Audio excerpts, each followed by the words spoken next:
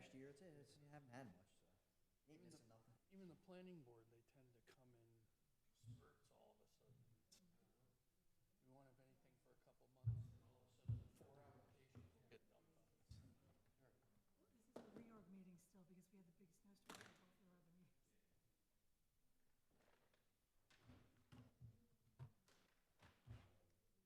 We only have 5 tonight. If you're more comfortable up here versus, I don't know where you want to sit. Okay. I usually just camp out in the corner, but Yeah, that's wherever you want. as long as you guys are okay with it. Yeah, no problem. That way, as long as I'm in the penalty box, they don't think I'm a voting member. There you go. I will nominate you for vice chair. But Doug, I don't think you were here when we said, so we are going to have 4 members for the reorg part, and then Dante's going to come, so we'll only have 5 for the full meeting.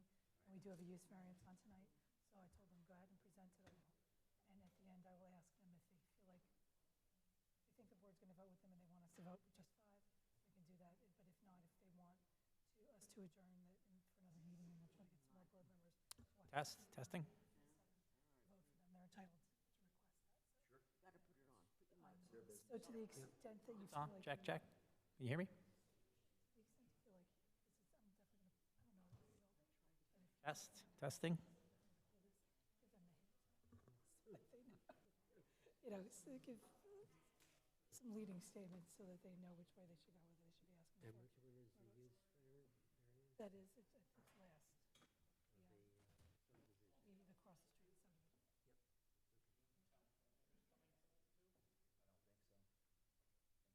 I don't think so. I think just you. No, just you. Who is the town planner? Oh, okay. I see his paperwork. On. I think it would be okay. Actually, I'm saying use variance. O'Brien, no more? Kevin didn't want to do it anymore. No, it's not, yeah. That's not right. It's not a use. He doesn't need it. Try it later, see. Cherry picked a couple of places, like I think he's still doing Rahway. I think he's still doing Kenilworth, but because they put him on the payroll. We're No, it's not a use. I don't know why I'm saying on use. live now. It's a major subdivision. Major Yeah, but it's, site. it Having quorum. doesn't need 5, it only needs 4. But still, he can, if he's concerned, he can ask for the 7.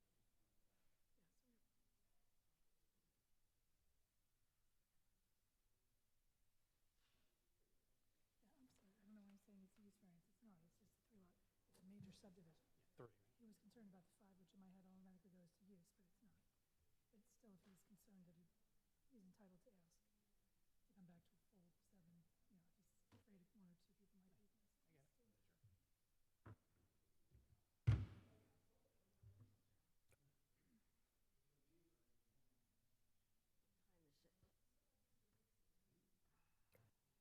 I get it. Time is it? Is it okay?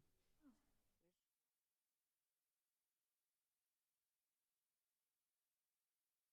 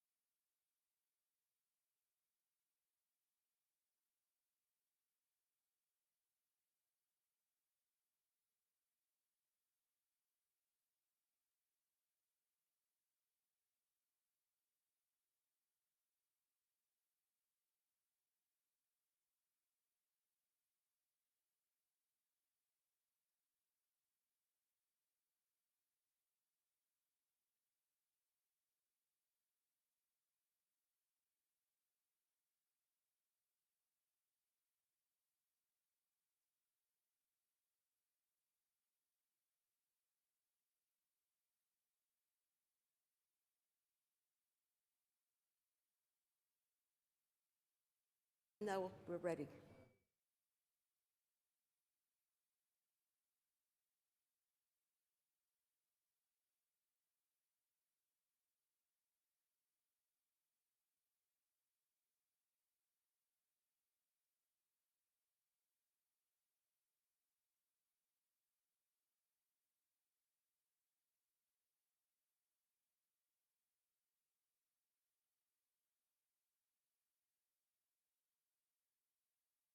And I will be the acting chairperson to start off tonight's meeting.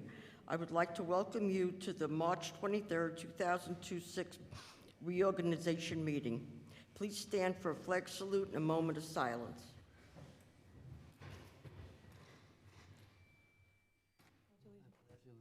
Flag.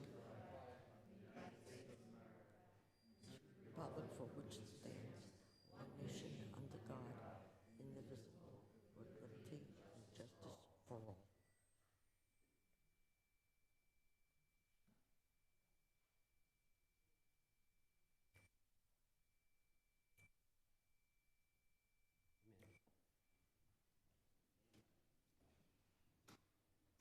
This meeting is in compliance with the Open Public Meeting Act, as adequate notice of this meeting has been provided by mailing the annual schedule of meetings to the Union County Local Source, the Leader, and Star Ledger, and by posting such annual meeting schedule on the bulletin board in Town Hall, reserved for such announcements, and the filing of such notice with the Township Clerk of Clark. Formal action may be taken at this meeting. Okay. We have a little mixed up today, so. Doug Crock? Yes. Ed Ruth? Here. Chris Tierney? Here. John Calaguire? Here. Dante Technini? Here. Okay. The next thing on the agenda is the correspondence. We have a resignation letter from William Helm. He has resigned from the board due to unpredictable work schedule for this year. If you'd like to see the letter, I could pass it around. He says thank you to board members, myself, the board attorney. So that is that. I'll pass that around to you. There's a memo from the clerk's office. This is regarding our board attorney, who was recommended by the business administrator and chief financial officer for her professional services to Kelly M. Carey and her firm. Do you want me to read off the names? No, Okay. not necessary. And then also in here is a copy of what was posted online when our meeting was canceled in February. All right, the next thing now going for is I'm looking for a motion for a board chairman, which I can't see.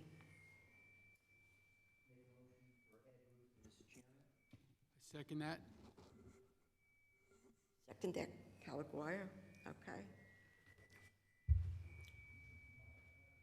Yeah, Crock. Any other motions? Second. No? None. Okay, all in favor? Aye. Aye. Any nays? None. Okay. Congratulations, Mr. Ruth, you're stuck with it again. Looking for a motion for a vice chair. At this point, I would like to nominate Doug Crock as vice chair for the coming year. Second that. Okay. Who seconded it? Oh, Chris, okay.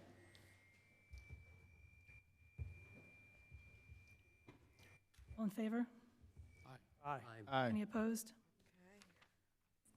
The ayes carried. A motion for a Congratulations. board attorney. Nominate Kelly as our board attorney for the coming year. I second it. Second. Second, okay. All in favor? Aye. Any Any opposed? other motions? All right. All in favor? Yes. Aye. Aye. Okay. Motion motion for board secretary. Can I have a motion? Recommendation for Janet as our board secretary. I'll second that. All right. No other nominations? All in favor? Aye. Aye. Any other opposed? motions? Yeah, no other motions. All in favor? Yes. Aye. Okay. Mr. Chairman, you're in charge. So then next on the agenda is just the resolution that puts all of this in writing for the board to memorialize the votes we just took. That's Resolution 1R26. And then the one after that is 2R26. That's our annual report, which is required by the municipal land use law, that the board puts together a report to the planning board and to the council about the applications that we've had over the last year. We had 2 applications, so that report is very, very succinct. So if we can have a motion for both of those, we can vote on them together. I have a motion to approve both resolutions, 1R26 and 2R26. Have a second? Aye. Dante, second? Second. You want a roll call, or do you vote? Let's do a roll call on this, please. Roll call, please, on this one. Can you do roll call vote for this? Roll call. Yeah, Right. roll call vote. All right. We'll start with Doug Crock, Yes. Chris Tierney, Yes. John Calaguire, Yes. Dante Technini, Yes. and Ed Ruth. Yes. And that'll do it for the reorg meeting. We can move on to the regular meeting. Do you have any discussion? Anyone from the board before we adjourn the meeting? One thing I would like to do is to thank publicly Bill Helm for his years of service to the board and to welcome Dante as a full-time member. Set to have a motion to adjourn.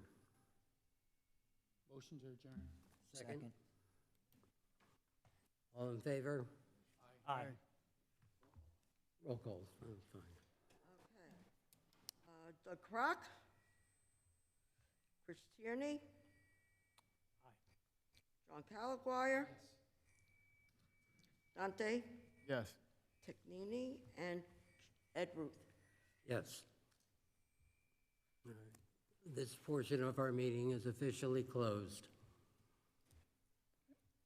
Now start the next one. Are we done? You have to, All right. we're all done. Are you going to tell them all about the bylaws? We're going to do, we'll do that as part of the next, the regular meeting, yeah. Now I'd like to open our formal meeting of the Board of Adjustment for Monday, March 23rd, 2026. This meeting is in compliance with the Public Meetings Act, as adequate notice of this meeting has been provided by mailing the annual schedule of meetings to the Star Ledger and the Union County local source, and by posting the annual meetings on the bulletin board in the town hall, reserved for such announcements. Our official website of the township, https://ourclark.com, in compliance with Public Law 2025 C-72, effective March 1st, 2026. And the filing of said notice with the Township Clerk of Clark. Formal action will be taken at this meeting. Since we've already done the Pledge of Allegiance and the moment of silence, we'll go right to a roll call of the membership. Janet? Have a roll call? Yeah. Okay. Doug Crock, Here. Chris Tierney, Here. John Calaguire, Here. Dante Tegnini, Here. Ed Ruth. Here. All right. Next item is a review of the minutes for the November 24th, 2025 meeting. Everyone has had a chance to review those, and would like a motion to approve.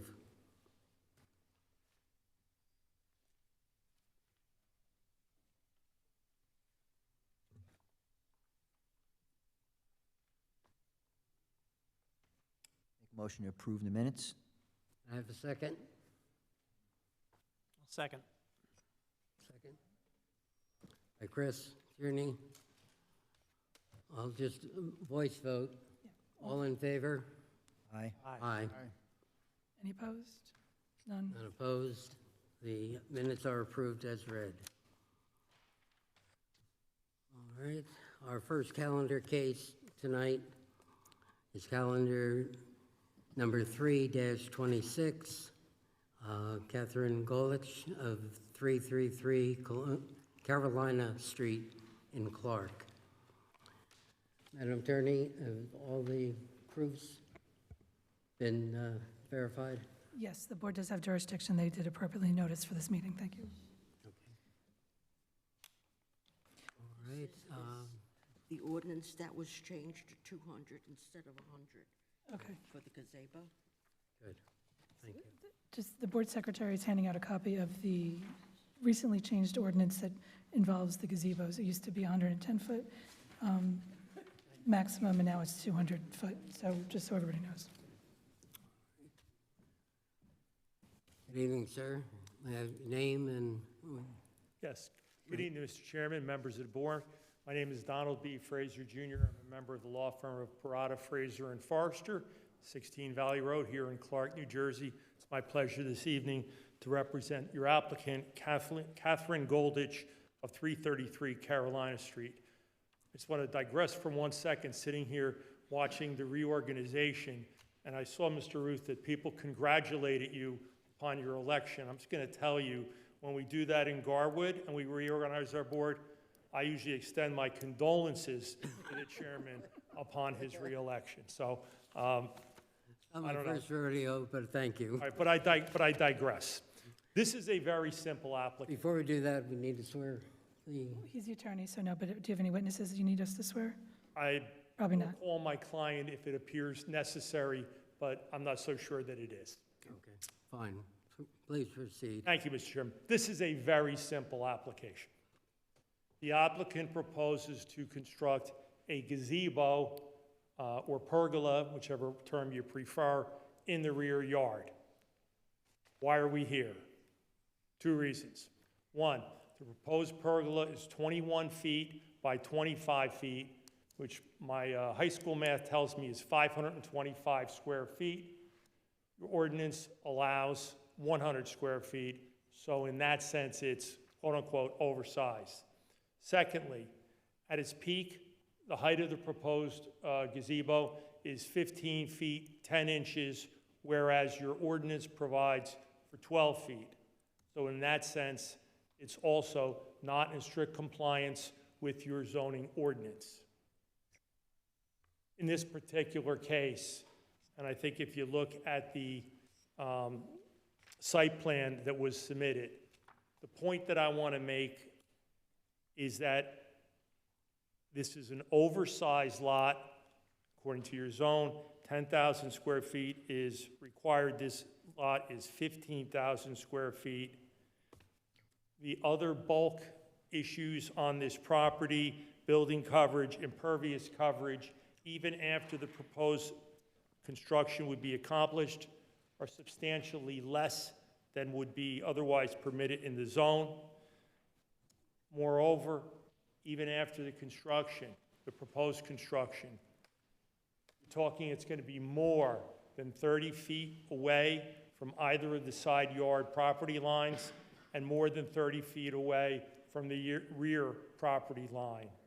This is not something that's overbuilt, that's a problem, that's going to create all kinds of shadows and havoc with the neighbors.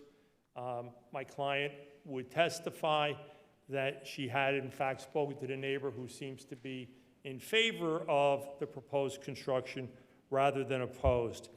The other point I would make is the applicant could actually build this as of right if the applicant merely attached it to the house, because it would comply with the bulk requirements of the zone. What subjects us to scrutiny here of the board under your ordinance is that the structure is detached. But you could actually put like a beam between the gazebo that's proposed and the house. It then legally becomes part of the house and is permissible as of right. The applicant would rather not do that. The applicant doesn't want to play games. The applicant's here. We want to build this gazebo. We built a nice new house. They want a nice gazebo to have the backyard patio, outdoor space, all usable, and that's the application. I suggest to the board that it does not have any negative impacts, and I suggest to the board that this application should be approved. I'm prepared to answer any questions that the board might have. I'm not here under oath. I can call Ms. Goldish, the applicant, if the board has questions that they would like answered under oath. One thing I'd point out, just handed to all of us, that the council has expanded the size from 110 square feet to 200. So now you're looking at 200 versus... So I still want a variance, but I want less, Mr. Chairman. Just for the record, to clarify. I was aware of that, and perhaps I should have mentioned that in my preliminary comments, Mr. Chairman. But I did, when I submitted the application, proceed under the prior ordinance. I think you should probably just bring the I'm happy to property do owner, so. just to have her give us the negative, positive criteria as far as the, yeah. Absolutely, Counsel. Hi, everyone. Good evening. Katie Golditch, 333 Carolina Street. Raise your right hand. Do you swear or affirm the testimony about to give in this matter is the truth, the whole truth, and nothing but the truth? Yes. Okay. If you could just have her address whether there's an impact on the neighborhood. And, yeah. Ms. Goldish, you're the applicant here, correct? Yes. And you're the owner, along with your husband, of the property at Yes. 333 Carolina Street, is that correct? Yes. And you heard what I said to the board. Now, I wasn't under oath, but if you were testifying, would you have backed up what I said? Yes, 100%. And would you tell the board specifically about your conversation with the neighbor concerning this project? Yeah, so we've been wanting to add some additional outdoor space to our new home for a couple years now in the planning process. We're very close with a lot of our neighbors in Clark. They'll be benefiting from this as well, so we have no issues from anyone around us and are really excited about it. But have you actually discussed the proposed construction with the neighbors on both sides? Yes. And was there any negative feedback at all? Nothing received, nothing negative. Your witness, Mr. Chairman. And you're still not in favor of attaching it in some fashion to your house? No. Which would eliminate the whole discussion that we're having. No. Any board members, any questions?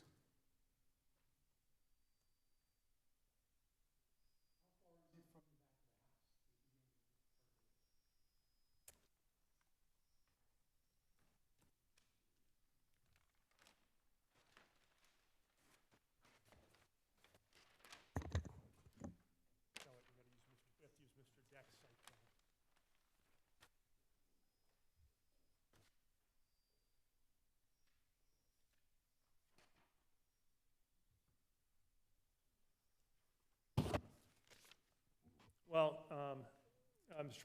Calguire, if I'm looking at Mr. Deck's site plan, and I don't have a scale in front of me, but I see that the depth of the pergola is approximately 21 linear feet, and just eyeballing it, it appears to me that that's approximately equidistant to the house. So, again, I haven't scaled it, but it appears to be approximately 21 linear feet.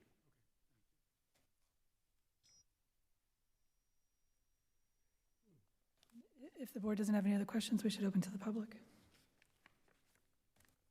Is there anybody in the public that wants to ask any questions about this application or speak for or against it?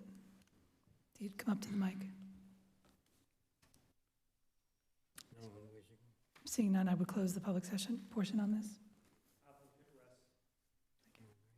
You can sit down. The board have any discussion, or do we have a motion? May I have a motion either to accept this request or to deny?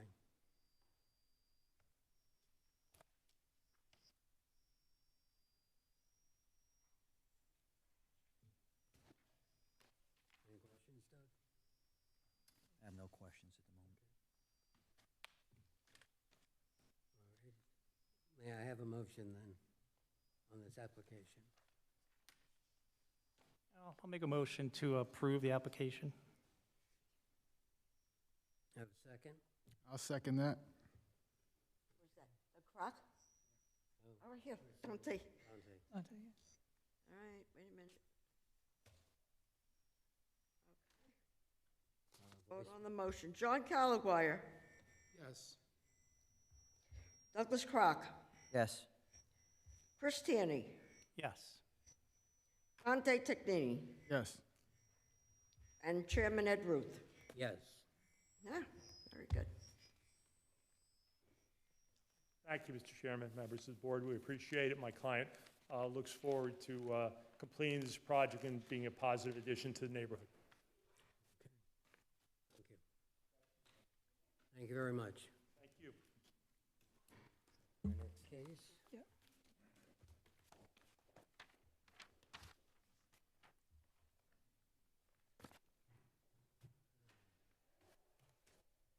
Calendar case 4-26. Elena and Ryan Landoville. Am I pronouncing last name correctly? 78 Hutchison Street, Clark. Have you identified yourself, and if you need to be sworn in, Kelly will take care of that. How you doing? My name is Richard Pierce. I'm an architect, Richard J. Pierce Architects, Okay, LLC. I'm based in Cranford. let's get you sworn in now.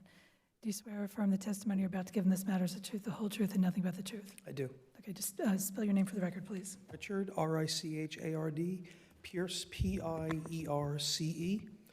Address 9 Stratford Terrace, Cranford, New Jersey. Home and office. Okay, and your licenses are I'm a current? licensed architect, graduated Pratt in '93, Bachelor of Architecture, licensed in New York in '98 and Jersey in '99. My license is currently in good standing. Does anybody have any questions about accepting him as an expert in architecture? No questions from the board? Okay, go ahead then. Good evening, everybody. I'm here representing Elena and Ryan Landolfi. They are on 78 Hutchinson. I don't know, I have a hard drive with the drawings, or you have the drawings, we could just go off that, but I'll just at least briefly explain what we're looking for. Do you have hard copies? I didn't bring the hard copies, no. Okay. I provided Can we pull them up so a that, lot the- of hard copies. can we pull up, Gave it to you, did you? yeah, we have, but do you have it electronically so we can pull it up for the audience? I have a hard drive, a thumb drive with them if they want.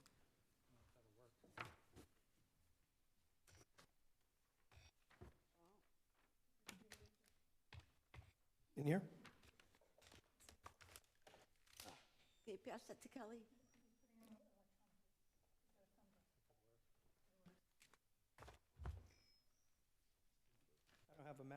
I don't have a mouse or anything here, I don't know.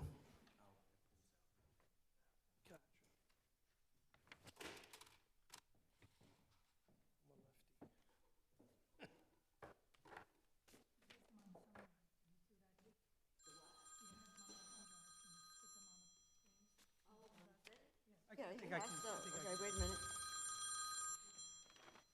Oh, it's the TV guy. Yes? I can't hear him, wait a minute.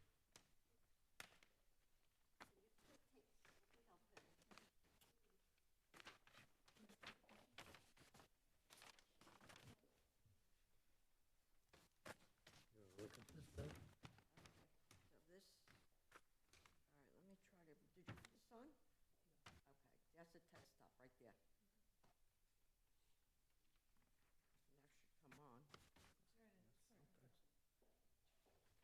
get into this data bit. You want that? That's my file.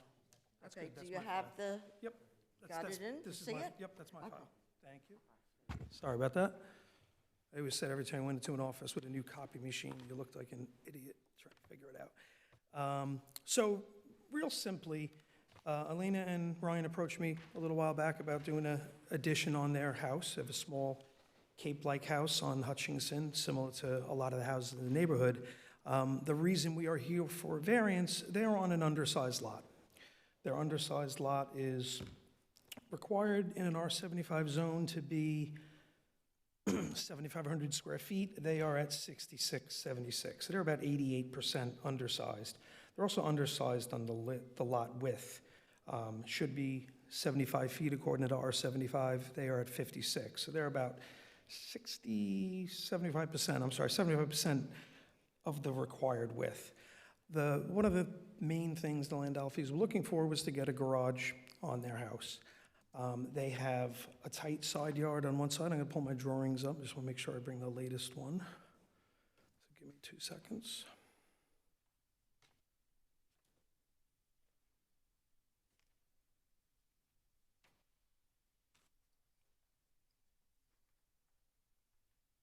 And these are the plans that were submitted as part of your application, and just give us the date for the record and tell us what we're looking at. Okay, I believe the the revision date is 1/7/26. Okay.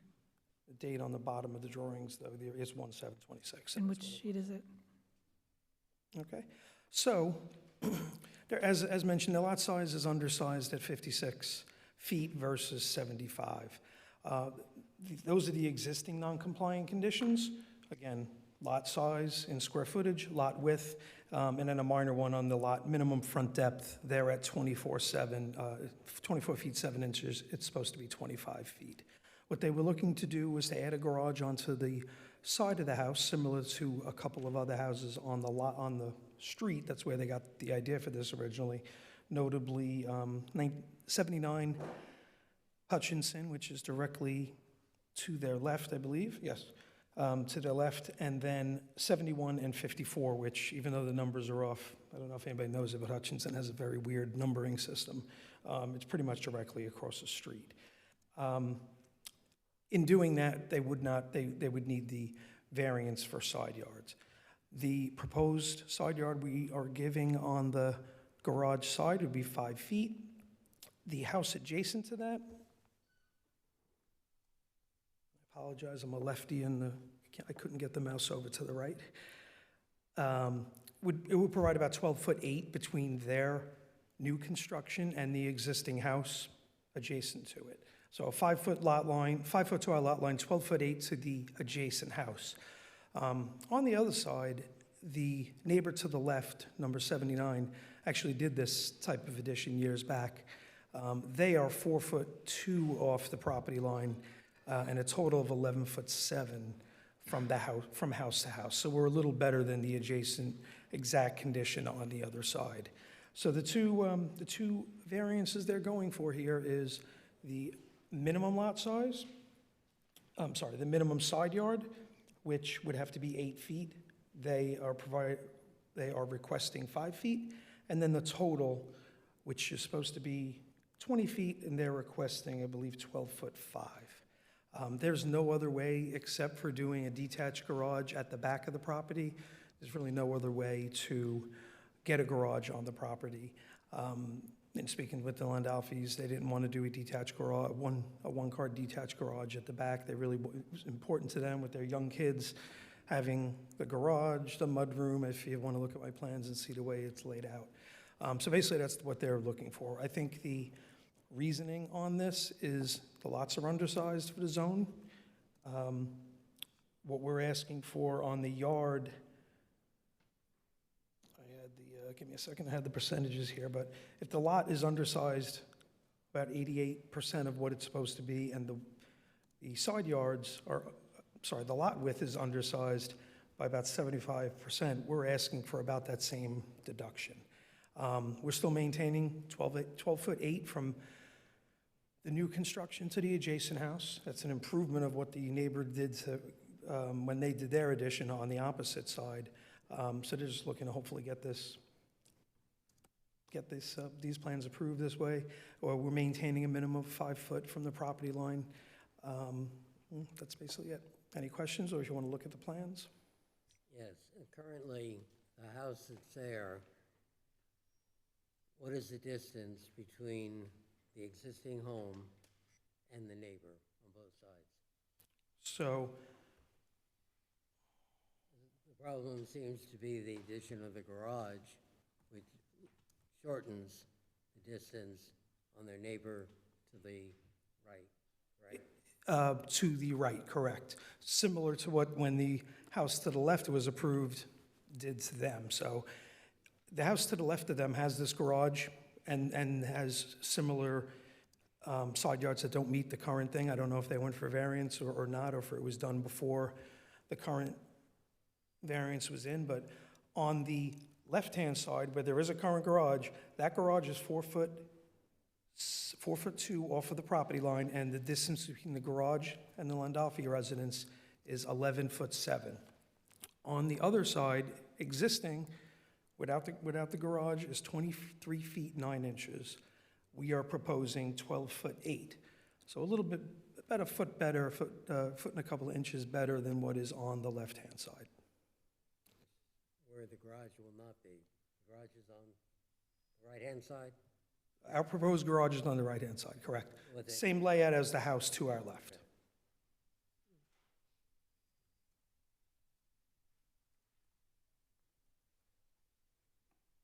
Any questions from any of the board members? Chris?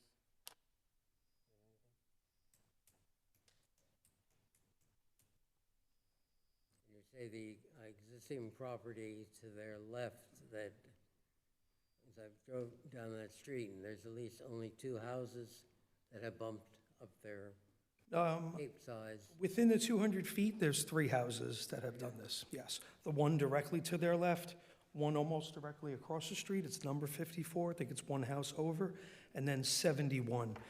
The numbering on that street is odd. It's in the 70s continuous on one side and in the 50s continuous on the other side. It's not odd and even. Must drive the postman crazy. Well, hard to find. Yes. If you want to look, this is what the proposed addition will look like. And with this addition, they're looking to expand their second floor also. We are trying to keep the mass low, so that's why on the garage side, it's not a full 2.5 stories. We kind of pulled it down a little bit.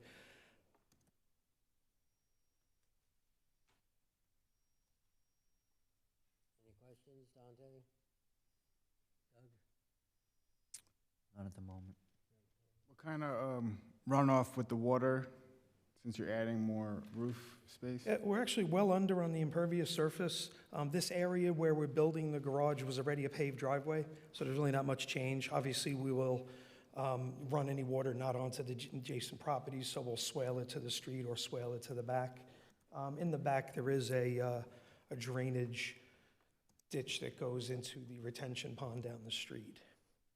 So we are under on impervious surface. We're allowed to be up to 33, 38, and we're only proposing 2490. So we're well under on that.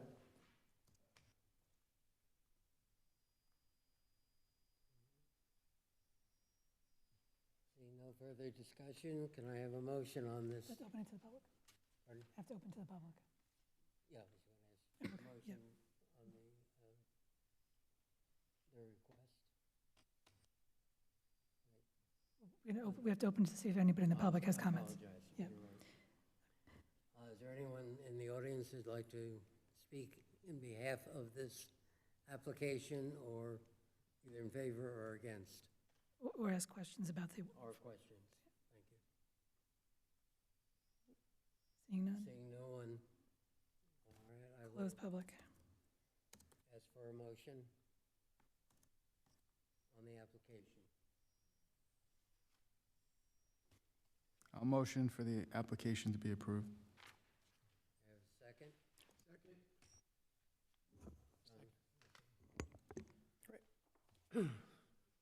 Voice. John, Roll call. second, and Dante Made the motion. Roll call. Madam- John Calaguaya, Yes. Douglas Crock, Yes. Chris Tierney, Yes. Dante Technini, Yes. and Chairman Ed Ruth. Yes. Great. Thank you very much, appreciate it. So we'll draw up a resolution, and then it'll be adopted at the next meeting, and then after that, you can take it and go for your building permits, okay? Thank you again.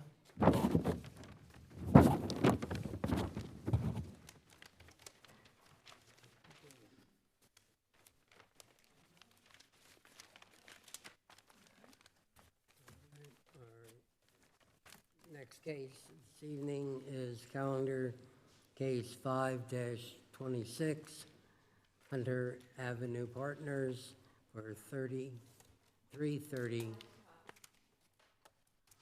Westfield Avenue, on the corner of Westfield and Emerald. I'm back. You're back. Good evening, Mr. Chairman, members of the board. Again, my name is Donald B. Fraser Jr.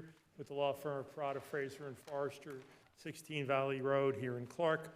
On behalf of the applicant, Hunter Avenue Partners, I have with me this evening the two principals of Hunter Avenue Partners, and I also have our engineer slash planner, Mr. Anthony Gallerano. Sorry about that, Tony. Of Before you start, sir, Harbor I'm trying to pass out the forms so that we can have Sure, I'll take a the second. right information in front of us. Chris's.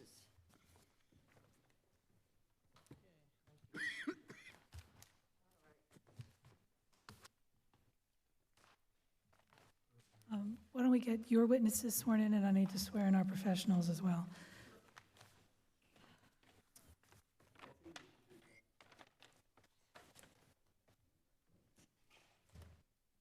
Anybody who's going to testify, everybody come up. Well, I have with me Mr. John Nimchek from Hunter Avenue Partners, Preston Terrell of Hunter Avenue Partners, and Tony Gallerano of Harbor. So we're going to swear you in. Raise your right hand. Do you swear or affirm the testimony you're about to give in this matter is the truth, the whole truth, and nothing but the truth? Okay, and then just one at a time, spell your name by the microphone. Spell it? Spell your name, yes.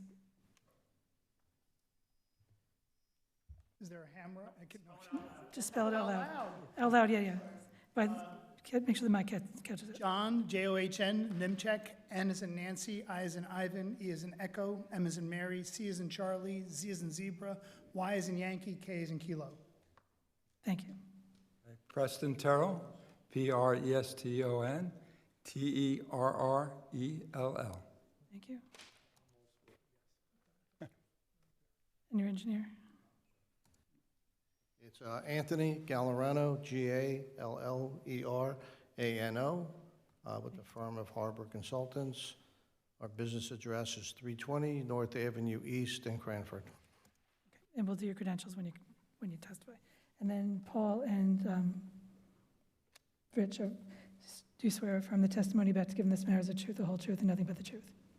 Okay. Our professionals are sworn in. Go ahead, Mr. Okay, so Mr. Gallerano, do we need to qualify you? In what fields are you proposing to provide testimony this evening? Engineering and planning? Please give the board benefit of your credentials in the field of engineering. Sure. So I have a Bachelor of Science degree from New Jersey Institute of Technology. I graduated in 1984. I'm licensed as a professional engineer and professional planner since 1988. Since then, I have provided testimony throughout the state of New Jersey before numerous boards. I also provide professional engineering and planning services to various municipalities. I have testified before the Clark Planning Board and Zoning Board. However, I don't think I've been before this board for a few years. Are your licenses all current?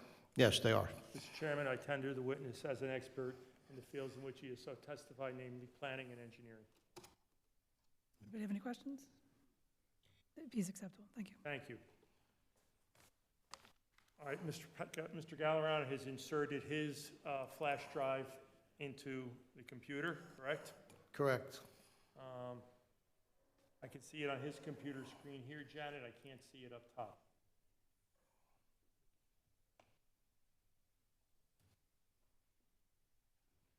Okay, you have to get on Here here. it comes. See? And you put in there? Did you put it in? Yeah, it's in there. All right, it should come up. It's coming. Now it is. Come on.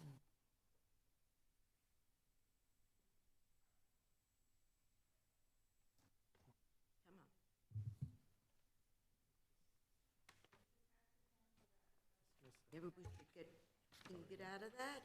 And just exit out maybe? Want me to get Yeah. this out? Okay. Let's try it from the start. There it is. It's There up. you go. All Can I right, put this back? got it?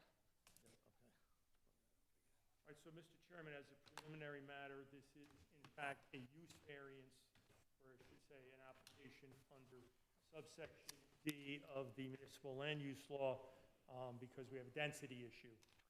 So is my understanding, as a result, and council and I had an opportunity to discuss this, but that we do require 5 affirmative votes under subsection D. It's my understanding that we're proceeding before a meeting of only, a board of only 5 members this evening, correct? Correct.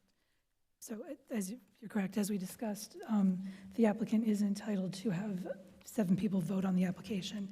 And because we don't have 7 people tonight, certainly you can make your presentation, and at the end of the evening, you can decide if you would like us to hold the vote until we can have 2 more members, and they can watch the tape, the video of this evening's proceedings, and then you can get a full 7 members to vote.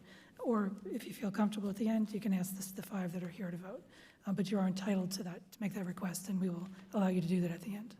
And we'll make a game time decision on that, council. I just wanted to be clear for the record, as we were starting out, that the applicant was not waiving his right to have this heard by, or decided, I should say, by a 7-member board. All right, so with that having been said, Mr. Gallerano, this is a 3-lot subdivision, correct? Correct. Why are we here? So we're here, again, to subdivide an existing lot into 3 proposed lots. We're here before the zoning board, not the planning board, because of the density variance, which is a D5. There's also bulk variances also required, which I will get into a little more detail. Why don't we start out with the density, Mr. Gallerano? Yeah, so this is the R100 zone. It requires a minimum lot size of 10,000 square feet and a lot width of, a lot frontage of 85 feet. There's no direct density requirement in your ordinance. This is what we call kind of an implied density because of the required lot size and the existing lot size. So this is a 23,551 square foot lot with a minimum required lot size of 10,000 square feet. That would allow the applicant, as of right, 2 lots. Or 2.4 lots, but however, with density, we always round down, so it would be 2 lots required. In this case, the applicant is proposing 3 lots, therefore exceeding what would be the allowable density. If you were to relate this in units per acre, which we typically measure density, the permitted would be 4.36 units per acre, or lots per acre. What's proposed is 5.55. So whether we do it per lots or per units per acre, either way, it exceeds the allowable, therefore requiring the D5 variance. In terms of that variance, what are the planning reasons that support the grant of that variance? So with density, it's a little bit different than a D1. The D1 requires what's called the enhanced proof.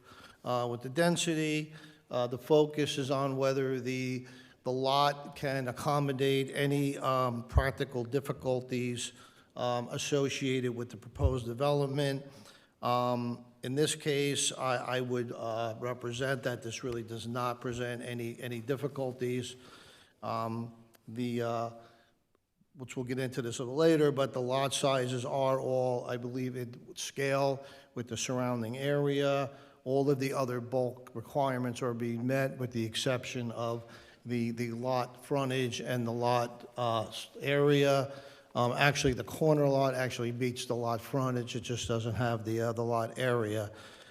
So I believe there are no difficulties created by the density variance, or by granting of the density variance. Now, the subject property is located at the corner of Westfield Avenue and Emerald Place, is that correct? That's correct. And the 3 proposed houses will be facing Emerald Place? That's correct. Okay. And just so that we're clear, the frontage of each of those 3 lots that are facing Emerald Place, or proposed to face Emerald Place, the frontage of the 3 lots will be what? So lot 2601, proposed lot 2601 is the lot that's furthest from Westfield Avenue. So starting with that lot, the lot frontage is 75 feet. The lot depth is 100 foot, and that has a lot area of 7,500 square feet. Lot 2602 is the middle lot. That also has a frontage of 75 feet at a depth of 100 feet with a lot area of 7,500 square feet. Lot 26.03, which is the corner lot, that has a frontage of 83.4, a depth of 100 feet, and a lot area of 8,551 square feet. So lot 2601 and 2602 each require a lot frontage and lot area variance. The corner lot, which we identify as 26.03, only requires the lot area variance. And is the reason that you made lot 2603 the largest of the 3 lots, is that because it is the one that is contiguous to Westfield Avenue? Yes, contiguous, and also requires two front yards. So typically a corner lot wants to be bigger because it needs to accommodate the 2 front yards. Okay, and you've built that into the planning of where that house is situated, is that correct? Correct. Do you see any negative impacts in terms of the grant of the variance to permit this density and lot size? Again, I do not. One of the goals was to try to create lot sizes and houses that were somewhat moderately sized, but also in conformance with the surrounding area. We looked at all of the lots. Can I have another exhibit, which I'd like to bring up? Pull your exhibits Yeah, up, let please. me, might be easier to work with the exhibit on this. These exhibits, Mr. Galvarino, these are all items, although they are colorized, that were part of the submission to the board, is that correct? This one was not. I have a tax map exhibit that I put together. You need to mark that then, and you'll need to submit it. You can send it, you can email it to us tomorrow. I'm sorry? Well, you'll need to submit that. You can email it to us tomorrow, the file copy. Okay. Explain to me, give me what is it and is there a date on it? This will be A1. So this is based on the township tax map, and the idea was wanted to look at all of the lots within the surrounding area. So we took everything up to Lexington Boulevard from Westfield Avenue. We didn't really go beyond that. It kind of gets a little bit further out of the neighborhood. Excuse me, Lexington Boulevard, or is that Boulevard? Yeah, Lexington Boulevard, Okay. which is the next street up. So, so what we did was, we looked first, the blue line is the zone line, the kind of orange is the property in question. So when we looked in the R100, we kind of indicated everything we marked with a D would be considered dimensionally deficient, where it doesn't have the required lot frontage. The ones we marked with an A are also don't have the required area. So when we analyzed all those lots in the So wait, R1, before you leave that exhibit for just a second. So if we look at the exhibit that's up on the screen, are you saying that every place where it's kind of colored in with a red letter is deficient? Yes, correct. So in the R100, we looked at 65 lots. 51 of those were non-conforming with respect to lot frontage. 11 were deficient with respect to area. All total, there were 53 of those lots are non-conforming, which equates to 82%. We also looked at the R75, even though we're not in that zone, we are directly across from that zone. And we looked at 102 lots. 93 were deficient with respect to lot frontage. 11 were deficient with respect to lot area. Again, all total, there are 98 lots that are non-conforming, and that equates to 96%. Why we did that? Just really we wanted to see what the lot sizes were, how it compared to what we're proposing. We believe that the 3 lots that the applicant is proposing really is more consistent with what's out there now, whether in the R100 or in the R75. These lots, again, are more within the character of the neighborhood. Now, recognizing that the lots in question, or the proposed lots in question, are in fact in the R100 zone, it sounds like what you're saying is, were this the R75 zone, they would all be fully compliant. Is that correct? Right, correct.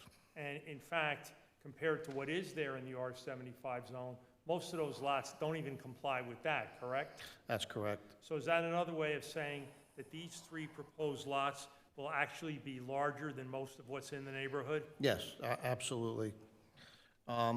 Yeah, and also keep in mind, if you were to divide this lot into 2 lots, you would have 2 lots that were 11,775 square feet.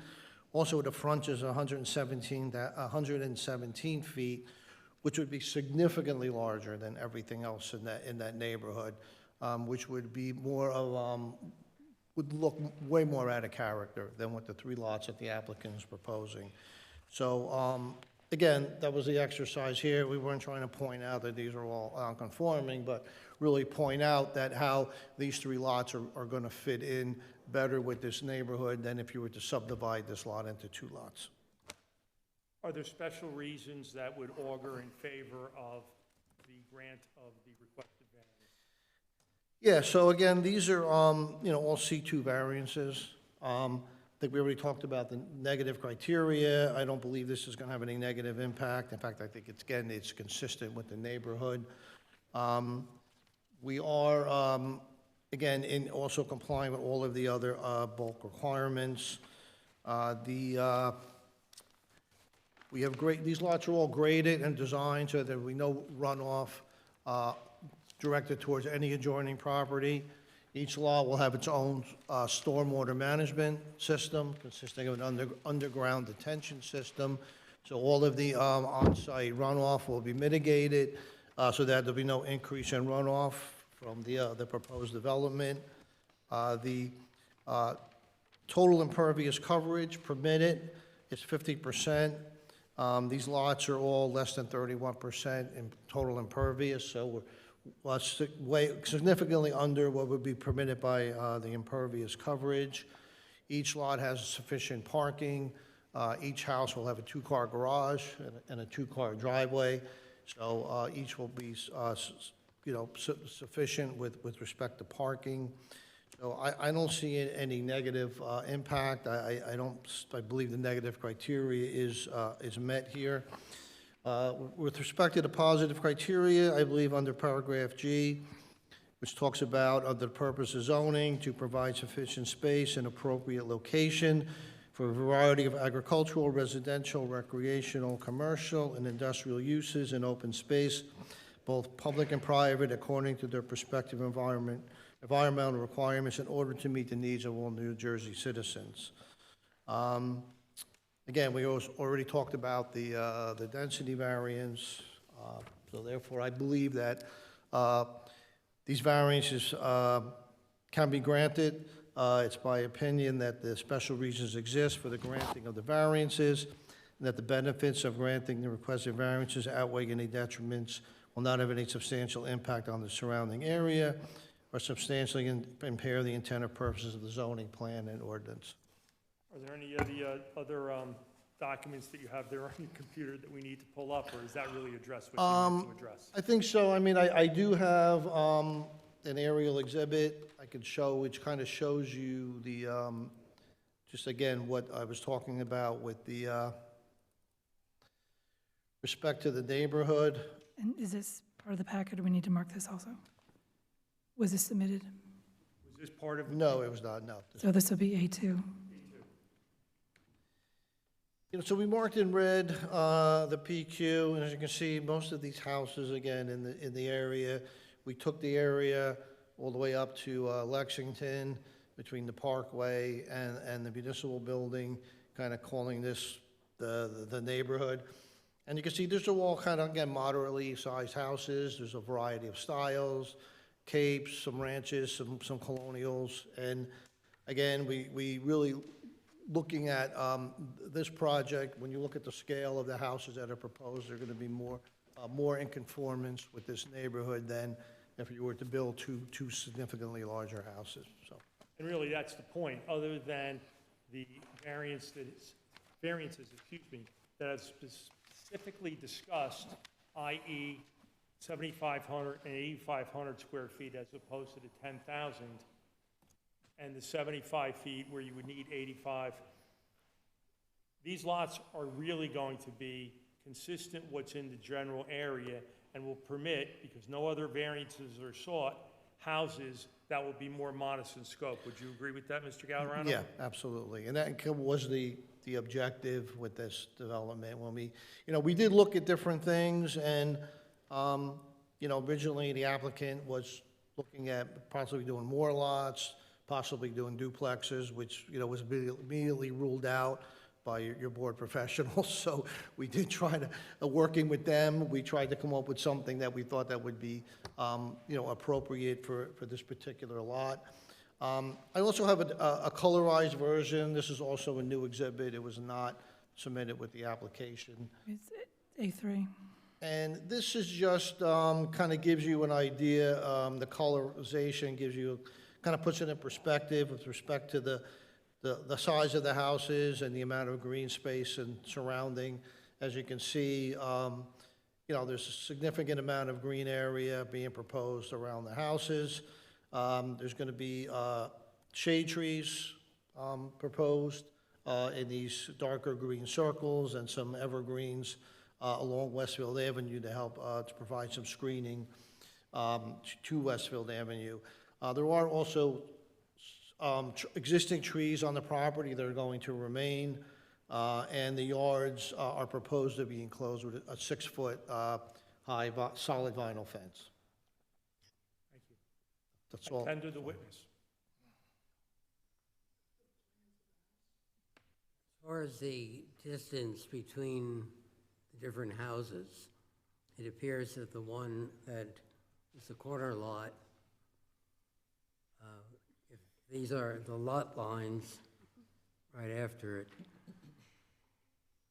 may not be consistent with the space between the other two homes. Is that just optical, or are you proposing that the distance between, you're facing the house, the left-hand side of the first house, and the right-hand side of the second, that distance is the same or meets the requirement? Because on the second and third house, the distance seems to be wider. Let me address that directly, Mr. Chairman. The applicant is not requesting any side yard setbacks whatsoever and will comply. Okay. Maybe it would help Mr. Gallerano. I know Mr. Nimchek was saying something about that you have the house plans there.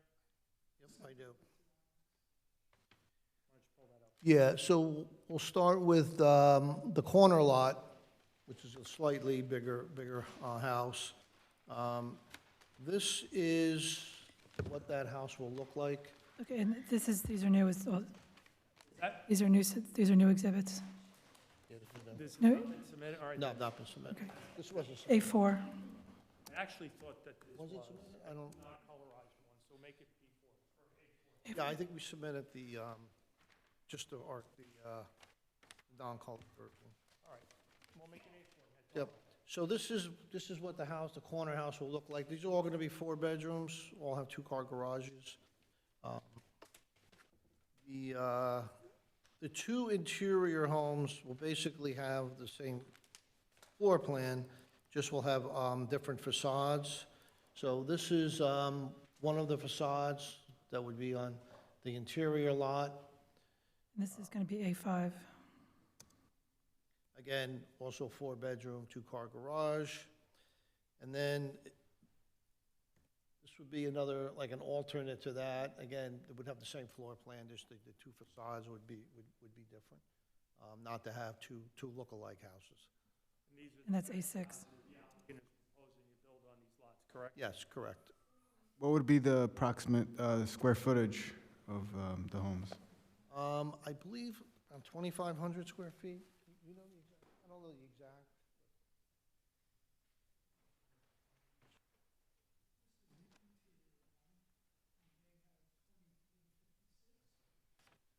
So, I'm advised by my client, 2,356 square feet would be the interior lots and the corner lot.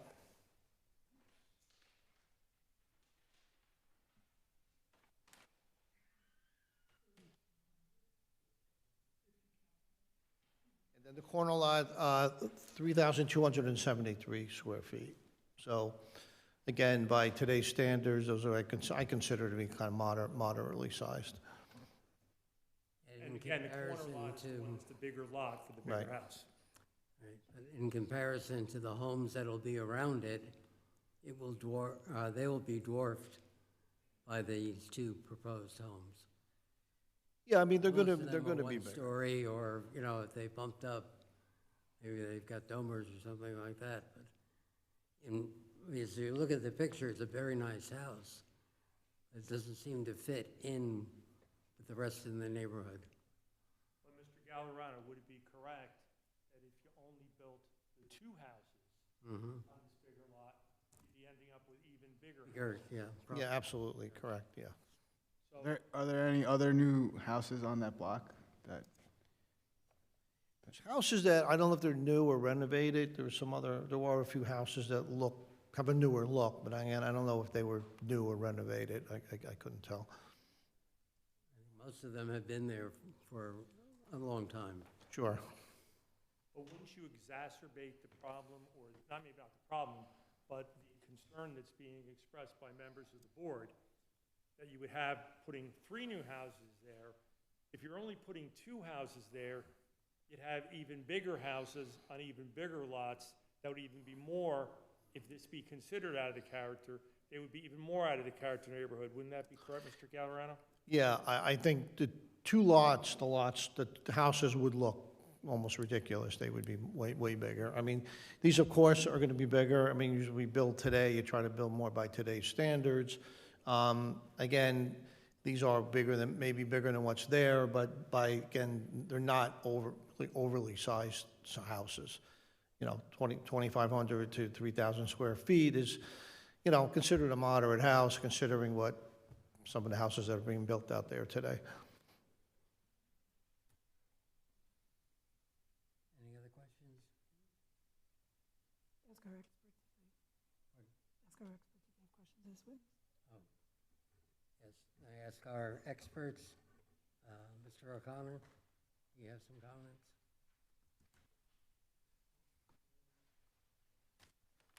Thanks, Mr. Chairman. The homes that are being proposed are conforming for the purposes of setback purposes and are conforming by virtue of impervious coverage, building coverage, et cetera, for the lots that are proposed. The one lot that you had questioned was roughly 26 and a half feet from home to home, whereas on the other side it's 30, but it is right on the side yard of 10 feet that's required, because that corner lot has 2 fronts with 2 sides instead of a traditional rear yard. The applicant has worked with us to address the drainage concerns that we've had, and he has submitted compliant plans. The applicant is still going to need to submit a tree replacement plan in accordance with 338-15B in our ordinances. Right now, they're proposing approximately 14 trees to be replanted on the property, whereas based on the removals, we think that 20 may be necessary, and the applicant's going to have to get that plan approved by the shade tree director, and will have to fund a tree fund for any trees that they can't replant on the lot. I'll specifically note the applicant will so comply.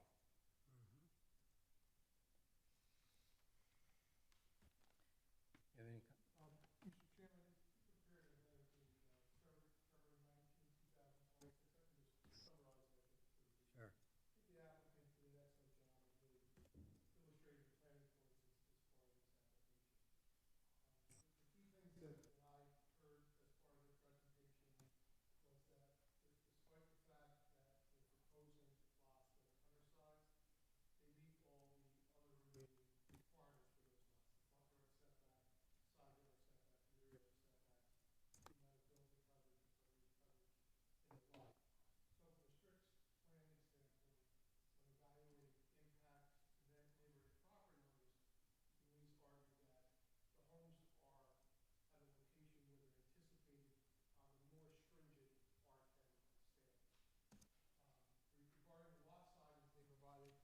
Sure. Information regarding how the proposed lot would conform to the neighborhood. And this is the question that the board has to decide.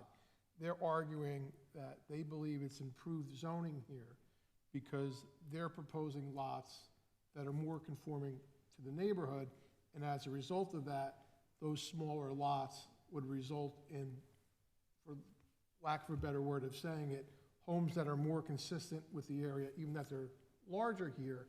I mean, the Capes never got really updated in this area of the town.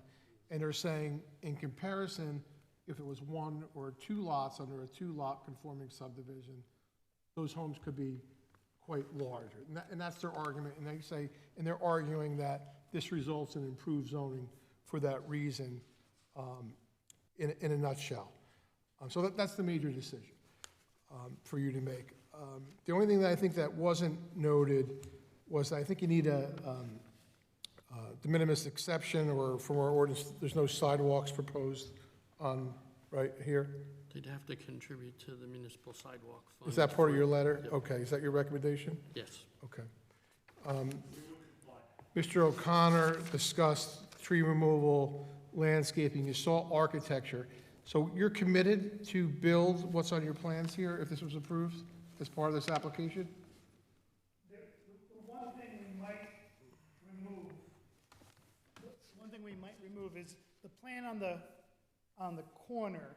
It has an attic, kind of a finished attic space. And our reasoning there is that we may put that in, we may not. It's really a balance, because our thinking is someone living on the corner may be more, drawn to that house because it has a finished attic. You turn it into an office or a playroom or whatever. So it might be something that may not be finished. In other words, but the houses as you see them is what we're committed to constructing. Okay. The finish on the interior of the attic may or may not happen. And for the D variance portion of the application, their burden is really, because single-family homes are proposed here, is that to demonstrate that the lots can accommodate the problems associated with the increased density.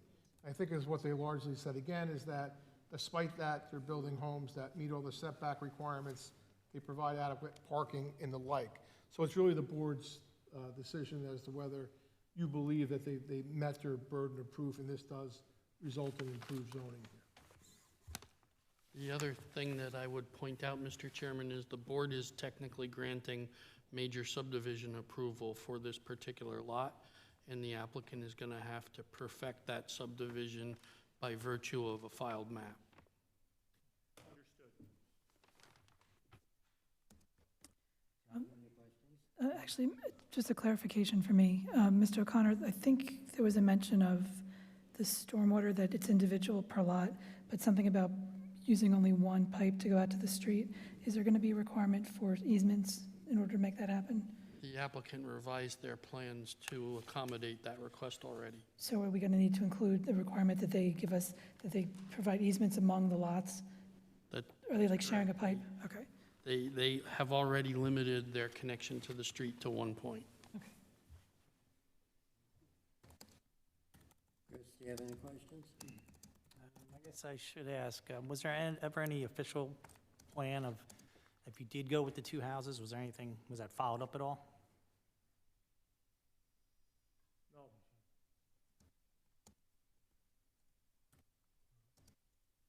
Dante? No, not right now. This may be the time. What we are faced with, obviously, is building on a lot, or it's going to be 3 lots. We approve it, that conforms with all the current existing rules and regulations on property building, but for the benefit of, and I see several people, and I'm assuming they are all neighbors from the area, and you'll have a chance to address the board as well, that your house will be almost the smallest of the area compared to the new ones that were being built. And as you said, if you do it in 2 lots, the type of home you would build would be even bigger than what you're proposing here, correct?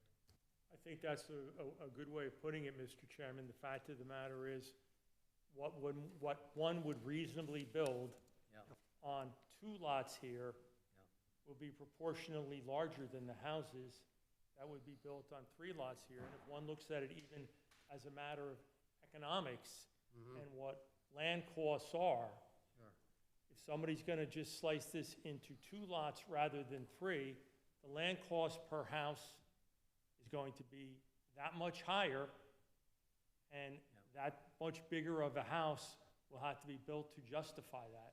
So I think you've really nicely encapsulated it, which is, okay, are these houses a little bit or somewhat bigger than the houses that are in the neighborhood? Yes, I guess so. But how much bigger would, what's the derogatory term, the McMansion? How much bigger would the McMansion have to be to justify this? And I think, and I was listening to, the planner's comments, and I thought he really, he said it well, what this is here, and it ultimately becomes a board decision of, is what is being proposed here the best thing for the neighborhood compared to what otherwise would happen? I think it is yet, but I appreciate I'm biased, but you guys aren't, and that's what you'll ultimately be required to decide. I anticipate before I rest, I'll call Mr. Nimchek to testify as well, but at this point, I have tendered this witness, and I assume some members of the public may have questions. Open to the public to ask questions of this witness. Do you want to do it individually? Yeah. All right. Why don't we proceed? Should any of the residents that are here that have questions of Mr. Galliano, we'll entertain those at this point. When you come up, please give your name, address. Yes, we have questions. Okay. So we're asking for questions at this point, and then at the end, you'll also be able to come up and give your opinion for or against the application. But what we're asking for right now is if you have questions of him to help everybody understand what the application is about, and then your opinion on the application will come at the end. Okay, so does anyone have questions on what he presented? It looks like everybody wants to come up for comment. That sounds like a question. Come on up and give your name. Give your name and your address, please. My name is Phyllis Cunningham. I live at 314 Westfield Avenue in Clark. Are you within the amount of green space that is supposed to be on a property when you build a house? Like, when I wanted to put the addition on the back of my house, they didn't realize how big my property was, so they said, well, you have to have like 75% green. Like, are you within compliance with that? Like, with the amount of green? So the house is, okay.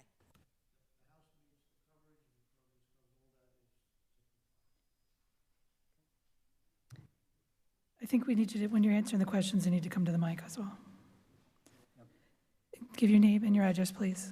Robert Cunningham, 314 Westfield Avenue. I'm not sure who this would be to, but has there any been concern about the safety of what we're talking about here? Emerald Place, or Emerald Place? Yeah. You're gonna have cars backing out, and there's emergency vehicles that leave Wilson Avenue and cross, and it's an offset. So, and if you look at during the school time, the traffic is backed up practically to Brand Avenue, and people make a really hard turn, and somebody's backing out of their driveway. We have 3 areas of conflict. We have 3 driveways backing out. And what about when they get their Amazon deliveries? This is Emerald Place is not some side street. It's basically, maybe it's not a secondary road, but it's pretty close. So I think that the safety of this is critical. I almost get hit every time I make a left onto Westfield Avenue by somebody coming and making a right. It's a very narrow street. You're going to add more areas of conflict. I guess it wasn't looked at. That was the question, is whether that's something that be considered or should have been considered.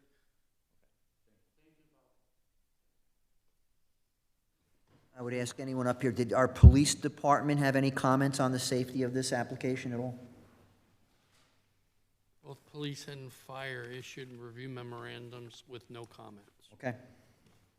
Thank you. Yes, hi, I'm a resident of 324 Westfield Avenue. Your name, please? My name is John Solowinski, John Solowin, as in Nancy, SKI.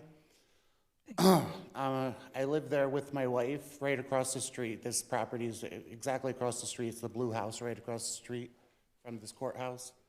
I live there with my wife and my mom, who is the present owner. But I'm her son, and I would just like to read my concerns. And starting off, I just wanted to also add about the shade trees. The shade trees, they're wild. They're sour gum maple. They fall a lot of the just these big balls. I would like the trees also, first of all, cleared from the back fence so they're not growing into the fence. Of course, you guys are proposing that there's going to be a fence, a vinyl fence added. I would also recommend that vinyl fence, they make them in shadow box so that there's better airflow, because it can get very hot, but that's just a recommendation of mine. You could do as you wish on that. But yeah, I have just something I'd like to read real quick. Okay, good evening, and thank you for the opportunity to speak.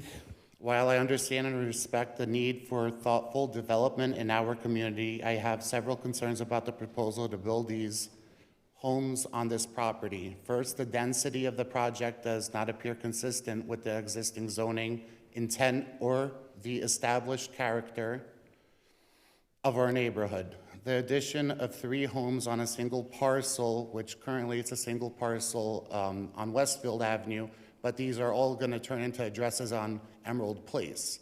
So it says Westfield Avenue, but it's going to be facing Emerald Place. I don't believe these are going to be Westfield Avenue addresses anymore. Anyways, the addition of the homes significantly alter the spacing and overall feel of the area. I am also concerned about the impact on traffic and safety. Our streets are already accommodating local traffic, and adding multiple households could increase congestion and pose risks to pedestrians, including children. So I heard there was something mentioned about sidewalks earlier.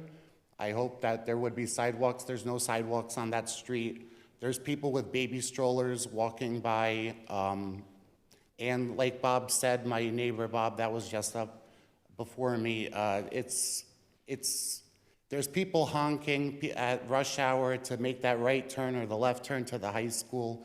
It's just a little congested, you know, and the reason why these lots are deep, I'm the next lot next door. The reason why these lots are deeper is so that you can pull in your car and also, you know, make a K-turn or come back out facing outward into Westfield Avenue.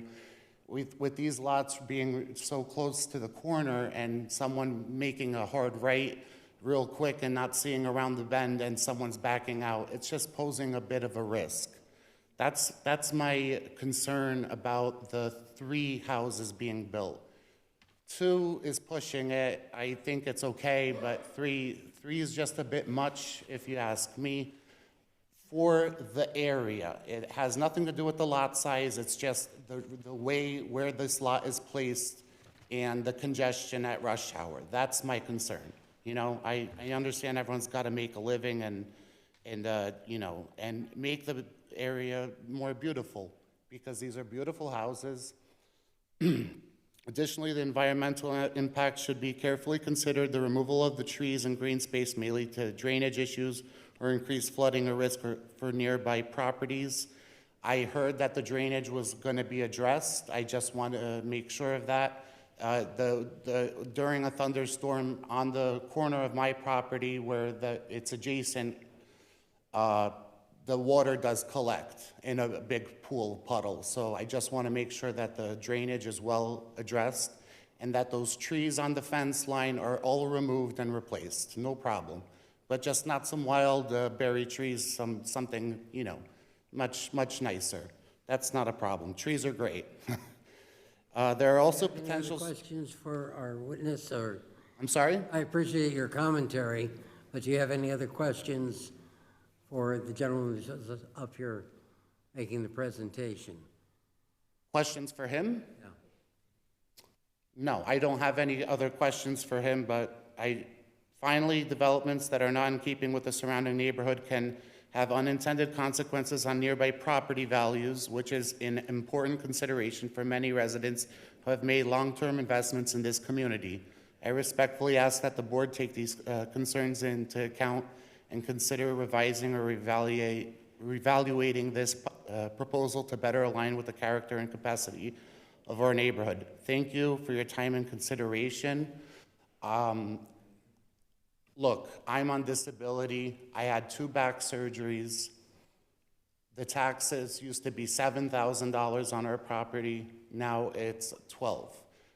I just can't simply afford for any higher taxes to come in, and I hope that these houses being built will actually help lower my taxes or not affect my taxes. But a lot of times taxes are assessed by the surrounding houses, and I heard that, what are the proposed, my question is, what are the proposed values of these houses?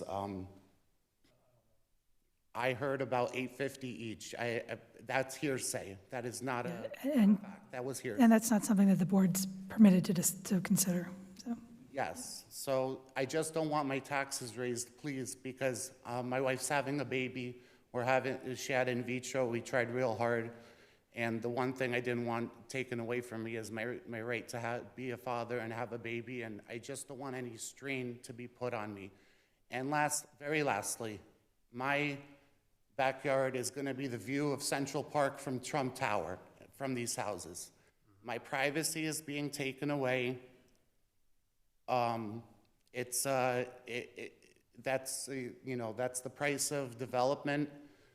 All I ask is whether you consider 2 houses or 3 houses, that I may have the precedent to also build what I am zoned in a townhouse zoning, that I be able to build townhouses or 3 houses the same way. If it's going to be 3 houses, then I would like the precedent to be set that the lot adjacent, which is mine at 324 Westfield Avenue, be allowed to be built the same way. Thank you. Thank you for your comments.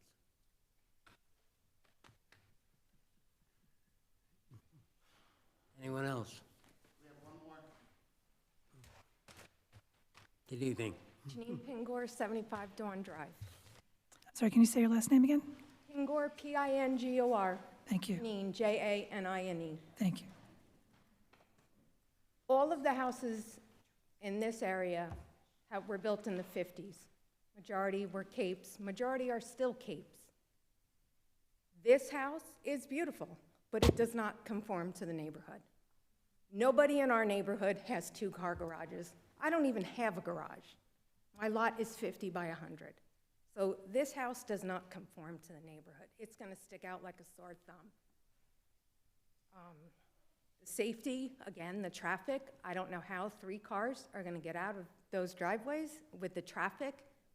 As anyone knows, the area, traffic is a disaster, morning, afternoon, even during the day with all of the other building that is going on in this town. I can't see how, what do you consider sufficient parking? Because there's gonna be nowhere on the street for them to park. What do you consider sufficient parking on the property, the driveway? How many cars? I'm sorry, please, you need to be sworn in and you need to come up and testify. Yeah, there we go. Requirement for a 4-bedroom house is 2.5 parking spaces. Applicant's proposing 2 in the garage and 2 in the driveway. So the applicant actually exceeds what the required parking would be by 1.5 spaces. How many people do you know that park 2 cars in their driveways, in their garages? You're looking at one that does that. I think you're one of the few. Because so many people use their driveway, their garages for storage. 4 cars, I do not believe, and there's not going to be street parking in this area. There's no way. So then where's the overflow going to go? They can't park in the high school, they'll get towed and ticketed. Then they're going to come around the corner to my street, which is already packed with cars. So I do not feel that there is sufficient parking. Yeah, the applicant's met his obligation. He's exceeding what the requirement is. I get what you're saying. And all of the houses in the neighborhood were built in the 50s. The lot sizes were mine, 50 by 100. When did the town increase the width of the property? And what was the reason behind it? If he has to have a minimum of 75 feet, when did they increase it and why? I don't know the date of the ordinance change. Sorry. Yeah.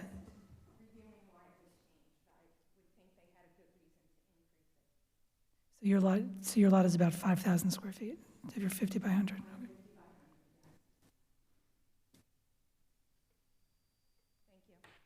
Thank you. Anyone else have questions? Another gentleman getting up.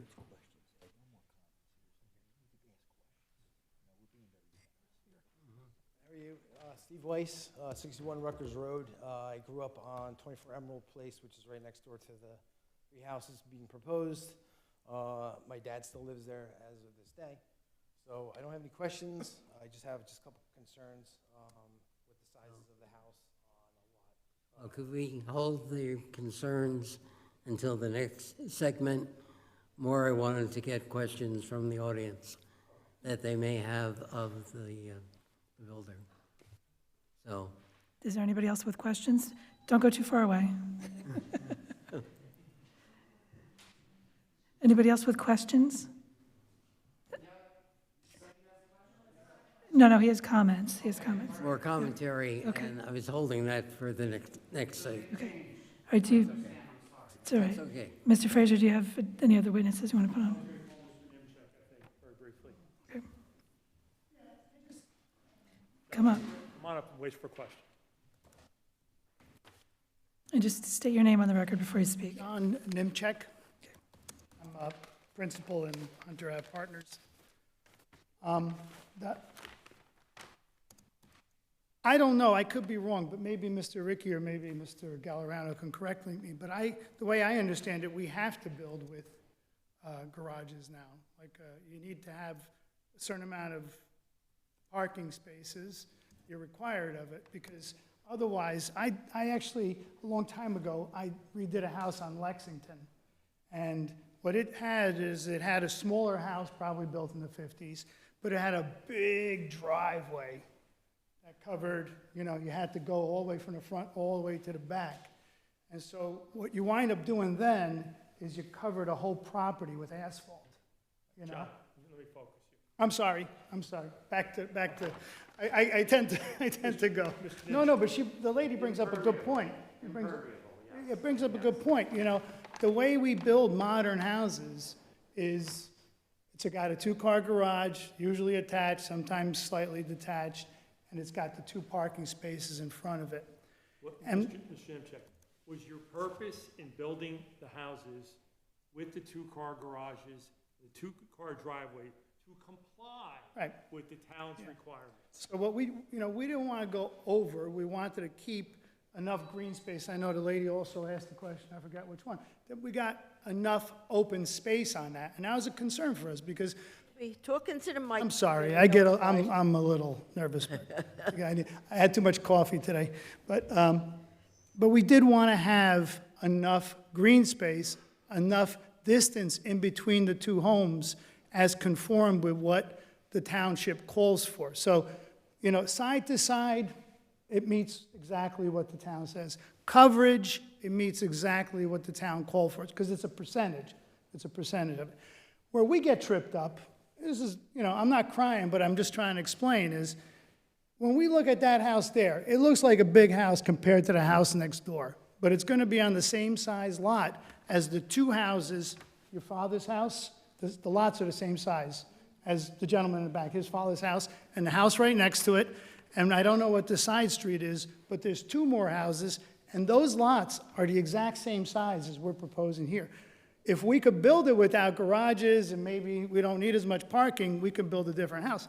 But that house right there up on the screen, all it's got on the first floor of this house, imagine, it looks big. 2-car garage, a kitchen with a powder room in the back, a family room and a living room, not even a dining room. That's how tight we got to make it. So, although the picture is pretty, it's got a taller roof, it's got 4 bedrooms upstairs.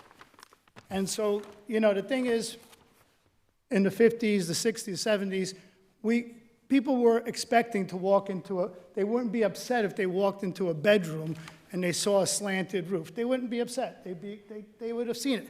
Today, if you do that, you got everybody, you know, you're on Instagram suddenly because you cut, you know, a piece of the roof off. You cut a piece of the room off. All right, but Mr. Nemchek. I'm getting to the point. All right, the point is, that house is not that big on the inside of it. It's 4 bedrooms, downstairs, like I said, kitchen, family room, and living room. And they're not gigantic. I think you guys all have the plans. But Mr. Nemchek, the point is that house is less than 2,400 square feet, That's right. correct? That's right. And That's right. moreover, that's a 20, or a little bit less than 2,400 square foot house that is going on a lot that is 7,500 square feet, right? That's right. Okay. Whereas if you were looking at a 5,000 square foot lot, maybe putting a 2,400 square foot house would be big.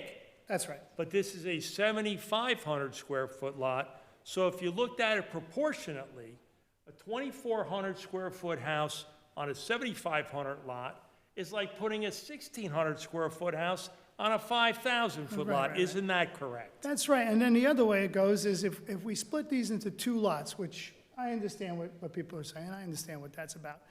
This corner, when I'm coming down Emerald, and I know the guy on Emerald Corner, he redid his house a while back. He's a plumber. Now, he made a big house there goes along Emerald, but across the street, the houses are all 75, 75, 75, 75, 75. This is all 75. In my opinion, and don't tell him, but I think that house that he built on that corner, it pops out of, you know, it's real wide going along there, covers a lot of it. I got nothing against him, but the point that Tony was trying to make is that when you go down Emerald, it's kind of maintains it, and the last one is longer.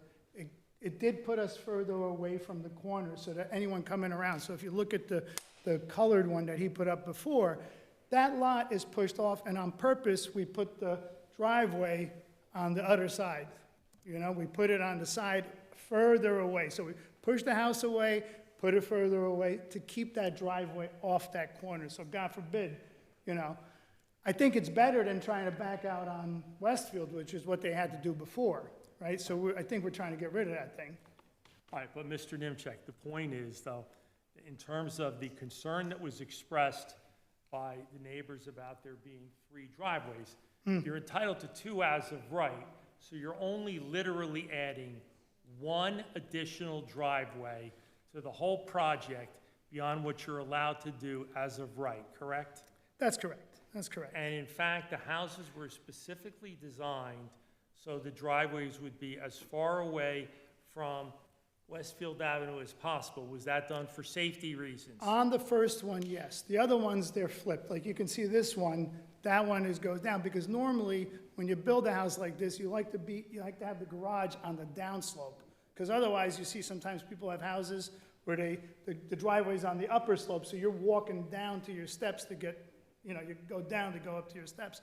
Here, it's on the downslope. That's ideal. That's the way you like it. This way, we had to flip the house the other way to get it away from that corner. And that was done for purposes of safety, is Correct. that correct? Correct, that's correct. That's correct. And you've been a builder for a number of years, correct? I've been working at it since I was a little kid with my father, so, Okay. I've been around this, a little bit. But you've been doing this, you've been building single-family houses in In town Union and County, surrounding towns, yeah. correct? We've even done a lot of work here in Clark, too, on Ross Street. A couple years back, right in the pandemic, sometimes we'll flip a house. So we do work here in town, we do in Westfield and Clark, Okay. Cranford. And you're prepared to comply with the various concerns that were expressed by Mr. Ricky and Mr. O'Connor, correct? Yeah, this is the house we plan on building. We're not gonna change it, and the layouts, like you see the layout and the plans you got, that's what we'd like to build. The only thing, like I'll say again, the house on the corner, in those plans, it's showing a finished attic. Maybe there, may not be. I don't know about that finished attic. You can finish the. I appreciate that. I appreciate that. Guys, please, only one person can speak at a time. But in terms of what will be seen from the outside, what you see is what you get. Is that correct? Correct. Thank you, Mr. Nimchek. Thank you. Any other questions for either of the witnesses that? Yeah, you have to come up and speak in the mic, please. I gotta say, I don't like these boards, by the way. It's better, they used to put them up on the boards. I'll show you over here. How many feet from the corner is the first driveway on Westfield Avenue corner? I'm not an engineer, but I played one on TV. And I'm gonna. Yep. Can I show you over here? Sure. So the Please, lot here is 30, so it's. please repeat it for us coming after he around- says. yeah, How many feet is it to the But driveway? I'm Yeah. kind of working it, Oh, I'm okay. tight. John, you can only speak it to here because doing it for the record, okay? All right. Ooh, I'm sorry.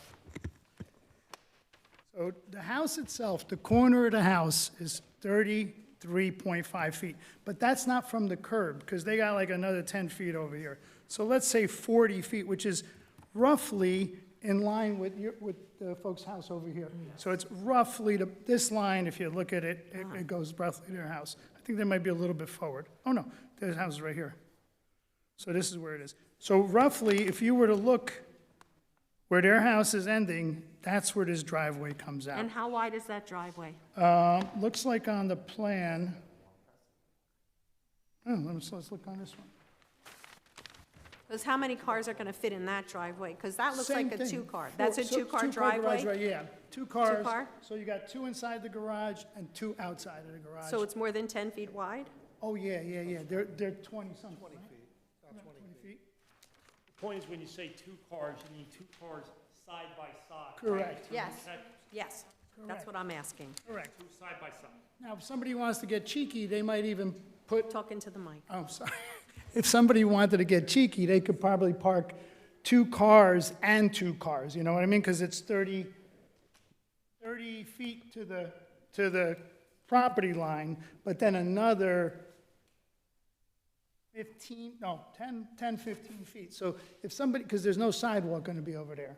So nobody's going to be walking in that spot. But you could, if you got two, you may get two normal-sized cars and two smaller cars. You could, if you had to, you could put 4 cars in, I bet. All right? Okay, thank you. This is actually a true question. I'm sorry. Do these houses have, I'm sorry, Please, John Solowinski again for the record. Thank you. 24 Westfield Ave. Do these houses have basements for storage? They have basements, yeah. All 3 houses are going to have basements. Sometimes, they build these houses with slabs and there's no basements. No, because everybody's got So garbage, right? if they're gonna Everybody got have, stuff. if you make good dry basements, well-made basements, they're gonna put their storage in the bottom and use the garages for their cars, hopefully. That's the plan. Thank you, Mr. Nyamchik. Thank you. You want to come forward, sir? Oh, sorry. Just have a question about the backyards. Okay. Coming together in the drainage. You've got the 3 houses there, the house behind you, those 2 houses on Westfield Avenue, they're and then coming, you yeah. got my father's house, which is next door. And and the then one in there's the another court. house in the corner. Yeah. So is there any drainage in the back for when heavy rains? You know what, I know, Rain or water all gonna go do you from know all how those that looks? backyards? I mean, I think- Right, yeah, So the site's graded, so everything goes from the back to the front. All the runoff is directed towards the street. All of the roofs, through leaders, are going to be connected and put into an underground system. That runs eventually, yeah, but the idea is it's supposed to hold it on site. So there's no runoff, anything, none of the runoff is being directed onto any adjoining property. So you're in the back, or, yeah, side, it's all going away from the adjoining properties. So you will not see any of this runoff onto your property. That was done by design. Okay, and Yeah. the elevations of all the yards are gonna be even with the elevations of all the other houses? As far as the property itself, you're not building up the property higher? Yeah, the corner lot may be a little bit lower. The two interior lots are about the same elevation. You can take a look. Yeah. Yeah, so these are about the same. This one drops about half a foot, so this one goes a little bit lower. But see, yeah. So you're, if you can come back to the microphone, please. Come back. So please repeat for us what you said on the side there. so you're here, this runoff goes in this direction towards the way and towards the Emerald street. down towards Westfield, Yeah, is and what then you're saying. everything here goes in this direction, and here you see these are underground pipes that collect all the roof leaders. So again, the idea is to control, and that's required by ordinance, so we have to control the runoff on the proposed site. Yeah. I have a quick question for Rich O'Connor. One of the gentlemen mentioned about sidewalks. Are you going to be requiring sidewalks? I know there are none in the area now. There's none in the area now. Every development application either has to construct sidewalks or contribute to the township sidewalk fund in the event that they don't want to put them in. Most applicants opt to construct the sidewalks simply because it's less expensive than contributing to the town sidewalk plan, but the applicant has that option.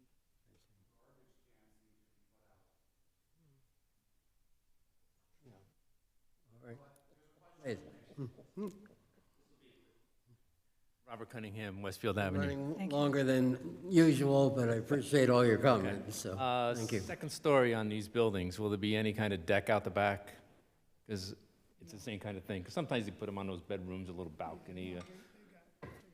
Because I didn't see the plans, I apologize. But No, Okay. you could take a look here. How about really small windows so they won't look at?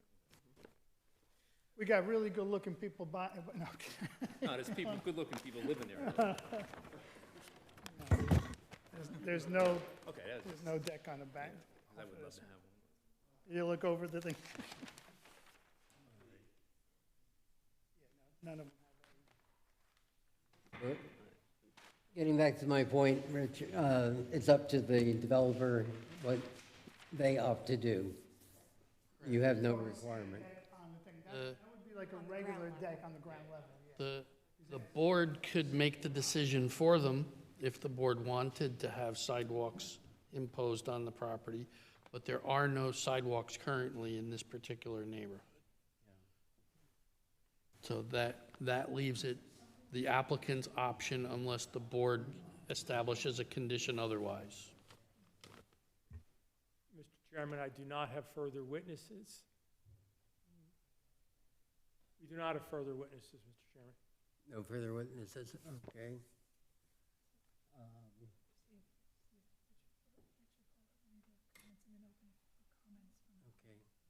Richard, do you have any other comments at this point? Since the presentation by the builder is, you're completed for now, right? I've completed my, my witness's testimony. After I hear any further comments from the members of the public, I would request the opportunity to sum up before the board considered the application. Correct, understood. Nothing? Although we really be doing comments throughout. No further comments, Mr. Chairman. Planner? No further comments.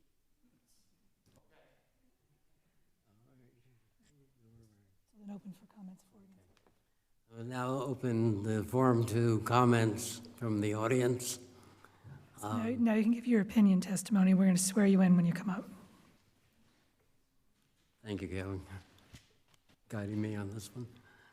Raise your right hand. Do you swear or affirm the testimony you're about to give in this matter is the truth, the whole truth, and nothing but the truth? And just state your name for the record and make sure you get in the mic. Stephen Weiss, 61 Rutgers Road. My father lives at 24 Emerald Place. I grew up in this town. I lived next to this lot for a numerous amount of years. It's a great lot. In the last couple of years, it's been in disarray. I'm glad they knocked the house down that was there, was an eyesore. But I do have some concerns about 3 houses being built there now. Most of this you've heard already, but the plans of the houses, they look great.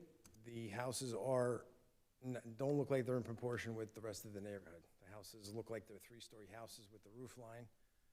Compare that to all the other houses on the block, which are mostly 2-story houses. You're cramming 3 houses on a lot that's zoned for 2 houses. Other concerns are the access points to driveways going out to Emerald Place within a few hundred feet of busy Westfield Avenue and a newly installed traffic light. Safety concerns with cars turning onto Emerald Place and coming out of the driveway from these 3 houses during school hours and rush hour in the morning and afternoons. That street is a mess with the light there, and cars turning onto Emerald Place with driveways being so close to Westfield Avenue should be a concern and should be something that you guys should take into consideration with this variance. Again, concerned about the drainage for 3 homes. You got a lot of houses on that area draining into that backyard onto a lot. I've seen that lot flood a lot during some of these crazy storms we've been getting lately. Now you're adding 3 homes to that with drainage, driveways, and the size of the house draining onto that area with all the other houses as well. So that's something to consider, drainage, proper drainage, especially in the backyard of that area. Other than that, I think that's pretty much it. It's the variance for going from 2 to 3. Just take into consideration that it's not to maximize profit in building 3 homes on a lot that's zoned for 2. That's all I have to say. Thank you. Thank you. Yeah. Sir, any questions for you? Are you aware, sir, that the height of the house is completely in compliance with the zone? I figured that would be. You expressed concern about the height. But Well, you're aware that it's compliant, is that correct? I am aware. You expressed concern about the size of these houses. Would you prefer that there be 2 houses that would be like 4,500 square feet each? Possibly.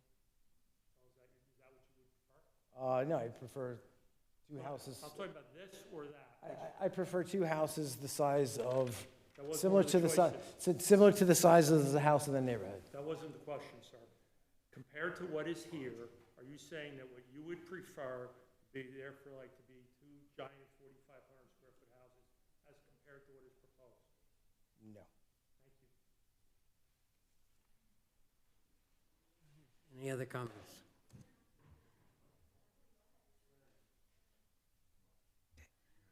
We're going to swear you in since you're giving comments. Swear or affirm the testimony you're about to give in this matter is the truth, the whole truth, and nothing but the truth. I do. And state your name again. Thank you. Robert Cunningham, 314 Westfield Avenue. I actually have a little question, I don't know if it's not for anybody here, but a point of, maybe, I don't know what it is. I purchased my home in June 1984, and at that time, I believe the housing was zoned R10. Sometime about 2006, it changed to TH1, townhome. We're one of only 3 areas in town, I think they're townhome. I don't recall when that happened, I must have missed the certified letter or whatever, but it is what it is. Up until recently, I believe that the entire 5 homes that were on facing Westfield Avenue were included in the TH1.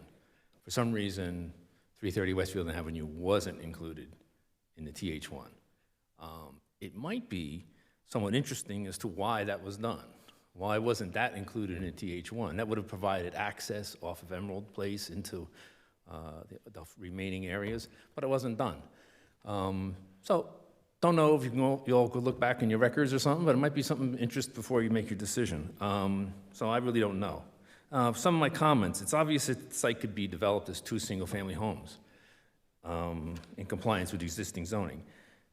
We've heard, well, if you don't want those, we're going to build these gigantic ones. It's within zoning, I wouldn't be here. So build away. I mean, that's what you want to do, go ahead. Because I can't have no reason to argue that. But yet it's kind of almost like, I don't say a threat, but it was borderline of saying, well, we're going to build these 4,500 square foot homes if you don't accept these. We would have no right to say don't, because it would fit within zoning. So go ahead.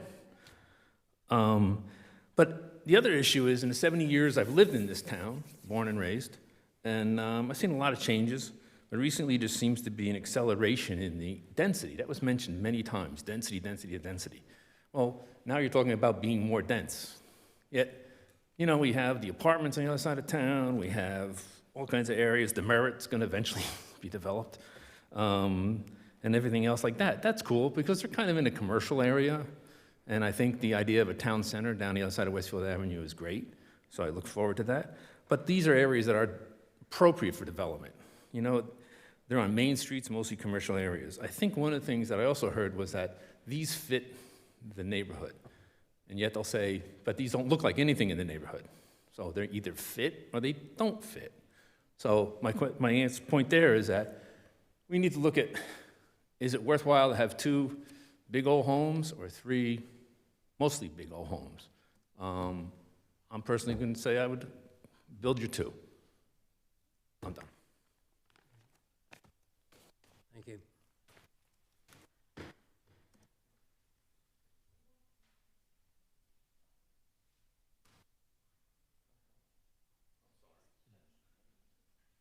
I was reminded I forgot something. Also, about the safety we talked about, you realize the police looked at it. And maybe we want to have another chat with them about that. I mean, I was, on the fire department, and the fire department would look at stuff. It just might be certain that you'd want no comment. Why don't you have a positive comment, like it's not going to, or they don't believe it's going to be. That's just an issue, sorry.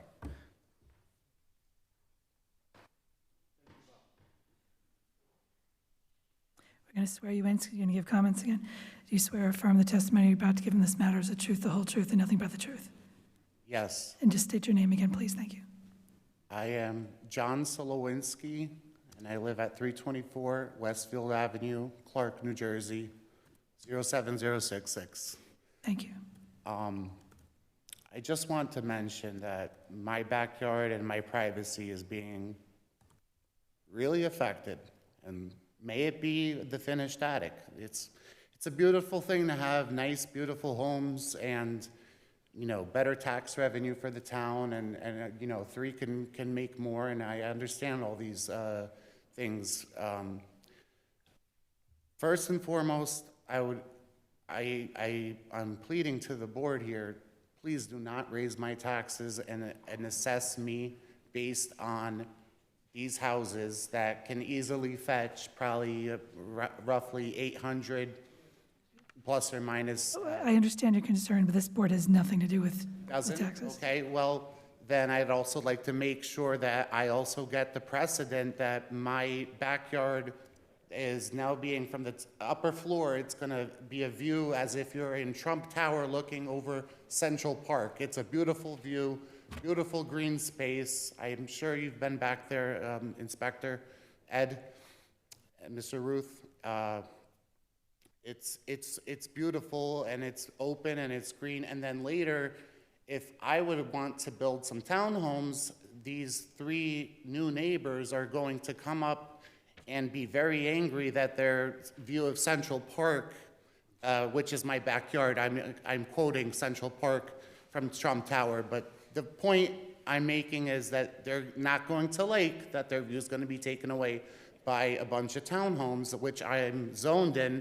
I didn't ask for this zoning, I didn't get a letter about it, but it's okay. If I'm zoned for townhouses, if you can't beat them, then join them, and I will build some townhomes. That's not a problem. We have the bank credibility in town. We have 3 houses in town. My mom lives in one of them. One's rented, and one I live in right across the street. You know, we contribute to the town. We love our town. We love Clark very dearly, and we just want to see that the right changes are made, and that, you know, as I said, my concern, okay, is the taxes. I understand that you can't help me much there. But if the taxes are gonna go up, then I would like to have precedent to make sure that I can also build, and that these homeowners know that their backyard, that the view that they're getting right now is, when they're buying the house, that this is zoned for townhousing, and that they will not have any contest to me building townhomes in the back there. That's all I'd like to say. Thank you very much. Thank you. And those trees, and the trees that they be cut down by the fence, that's all. Thank you. Any other comments from the audience? One more question. All right. Earlier, I believe you said that you didn't even give consideration to 2 homes being built. But now you're saying, well, would you rather have 2 McMansions? So if you didn't even consider building 2 homes, why are you threatening with two big, homes being built if it's only 2 properties instead of 3? May I respond to that? Of course. Please do. First of all, nobody's threatening anything. The point that I was making, excuse me, the point that I was making, I was speaking, was to try to elicit from the witness that what is being proposed is better for everyone, including the neighbors, than what could potentially be built. It's my client's desire to build something that is good for the town, good for the neighbors, and yes, good for himself. Win, win, win. And what my client could do, as of right, would be a lose, lose, lose.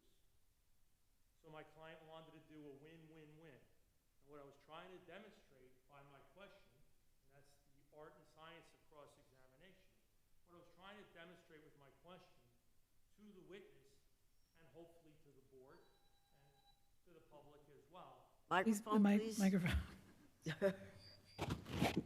is that what was being proposed was preferable and better, and to hope that the witness would see that, and that the witness, who I assumed and I believed and I accepted that the witness is testifying honestly, that when the witness heard the question, the witness would have to agree. That was the purpose of the question. It was not a threat. Okay, thank you. All right. Any other questions from board members?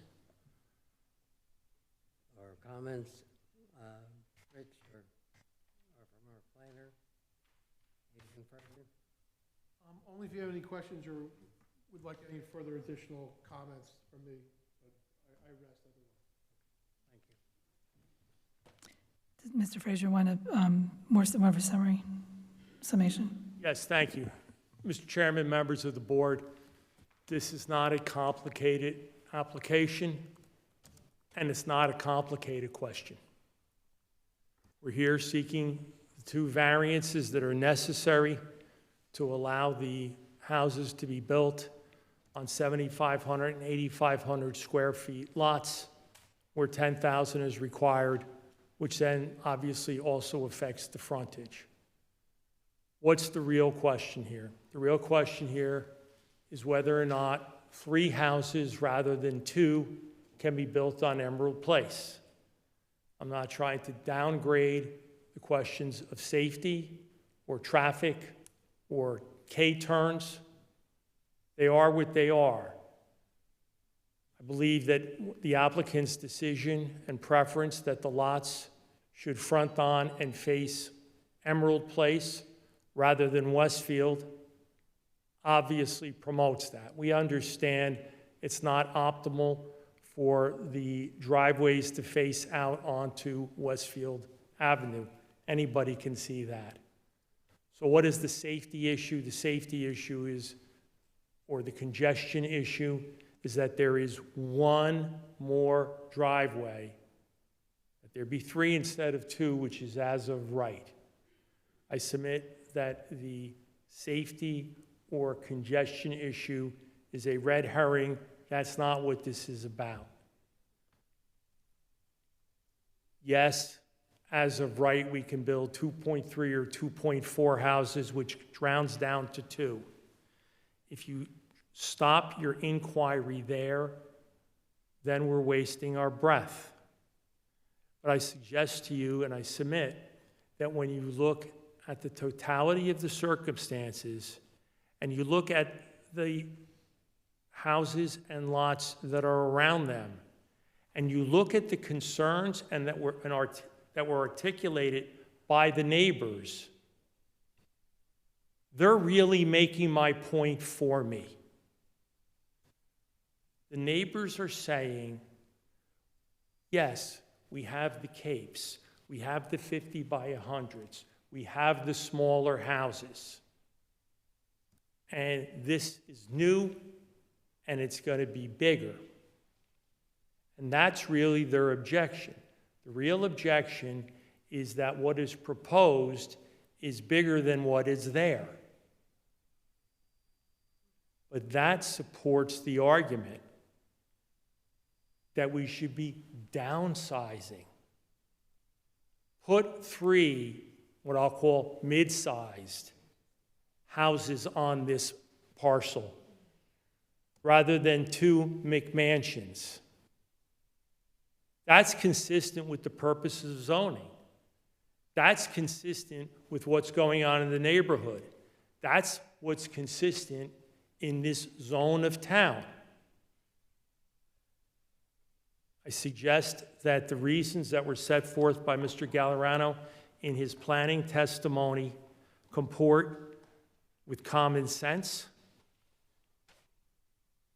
That if you look at this, it just makes sense to put 3 houses on this that face Emerald Place rather than what the other permissible and Zone 4 alternatives were. It's not a threat. My client doesn't want to come in and build 2 giant McMansions. My client had his druthers. We probably would have duplexes or something like that there. I think it was Mr. Ricky said, but maybe it was Mr. O'Connor, but that at some point, you know, that was, and the town's version was, no, not happening. We get it.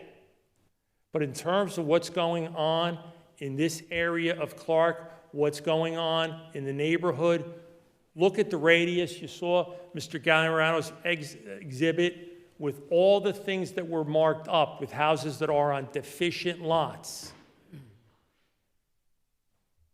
What my client is doing is going to improve the whole area. It's going to be a benefit, and I suggest and I submit to the board that the board should grant the variances that are requested. I thank you for your time and consideration. So now the question is, would you like the board to vote, or would you like us to have two other members watch the videos and then vote at probably at our April meeting? I need 5. I think I better wait for 7.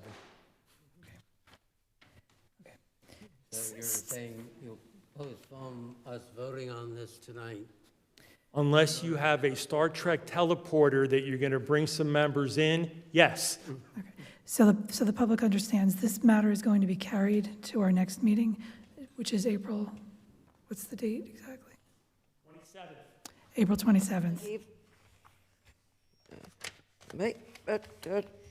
We're going to make sure. So many papers here today. You just gave me the calendar. All right, so that's going to be April 27th. April 27th, okay. So you're not going to get any further notice, and they're not going to give any more testimony. There probably won't be any public coming in. But what we're going to do is give our members that are missing time to watch the video and look at the papers so that they can have a full 7 members who are going to vote on the application. So you're welcome to come in and listen to that, or you can watch the video afterwards. But there isn't going to be any more testimony, nothing new. It'll just be the vote at the next meeting, okay? Are you here in April? The members that are here? Yeah. Okay. Is it a procedural question? Do you have a procedural question? Go ahead. It's not a procedural question. Okay, well, we've closed the meeting. We've closed the testimony. Just wanted precedent to be made. If this is precedent, my lot has to be the same.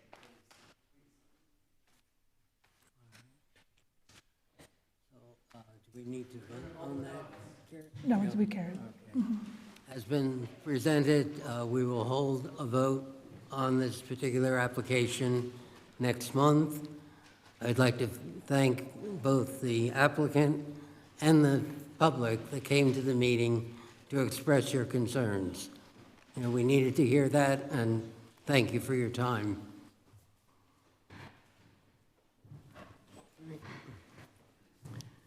What else we got?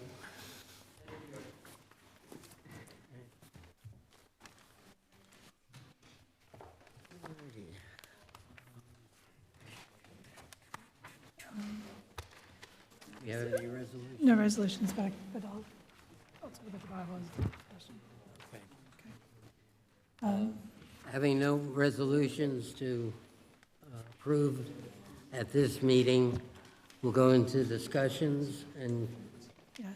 So the board members, you should have on the dais there a copy of the proposed bylaws. They're fairly long, so I wanted to make sure you got a copy of those to review, and we can talk about them also at the April meeting. okay. That's it. Okay. I have That's it. Does any of the board members have any discussion to bring up?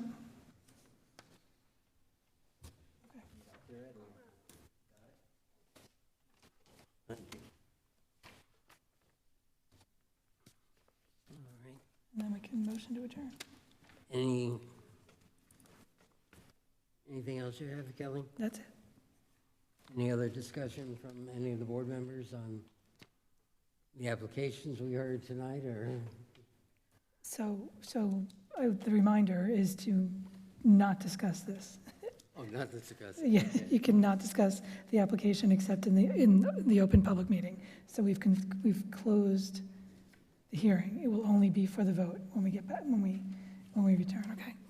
So no discussion outside of the meeting. We will be allowed, of course, to make comments Right, and your comments are why you're voting, right, but not, that would be necessary from every board member, yeah, based on and, the acrimony of the public. yes, and we need that on the record because that helps me write the resolution, the reasons you're voting the way you're voting. But we're not going to have any new testimony, and the board should not be discussing this between the meetings, as you already know, but it's good to remind you. Okay. Alrighty, so next thing was adjournment. I have a motion to adjourn. I'll make a motion to adjourn. Second. Voice vote. All in favor? Aye. Okay. Aye. Thank you all. All right. Okay.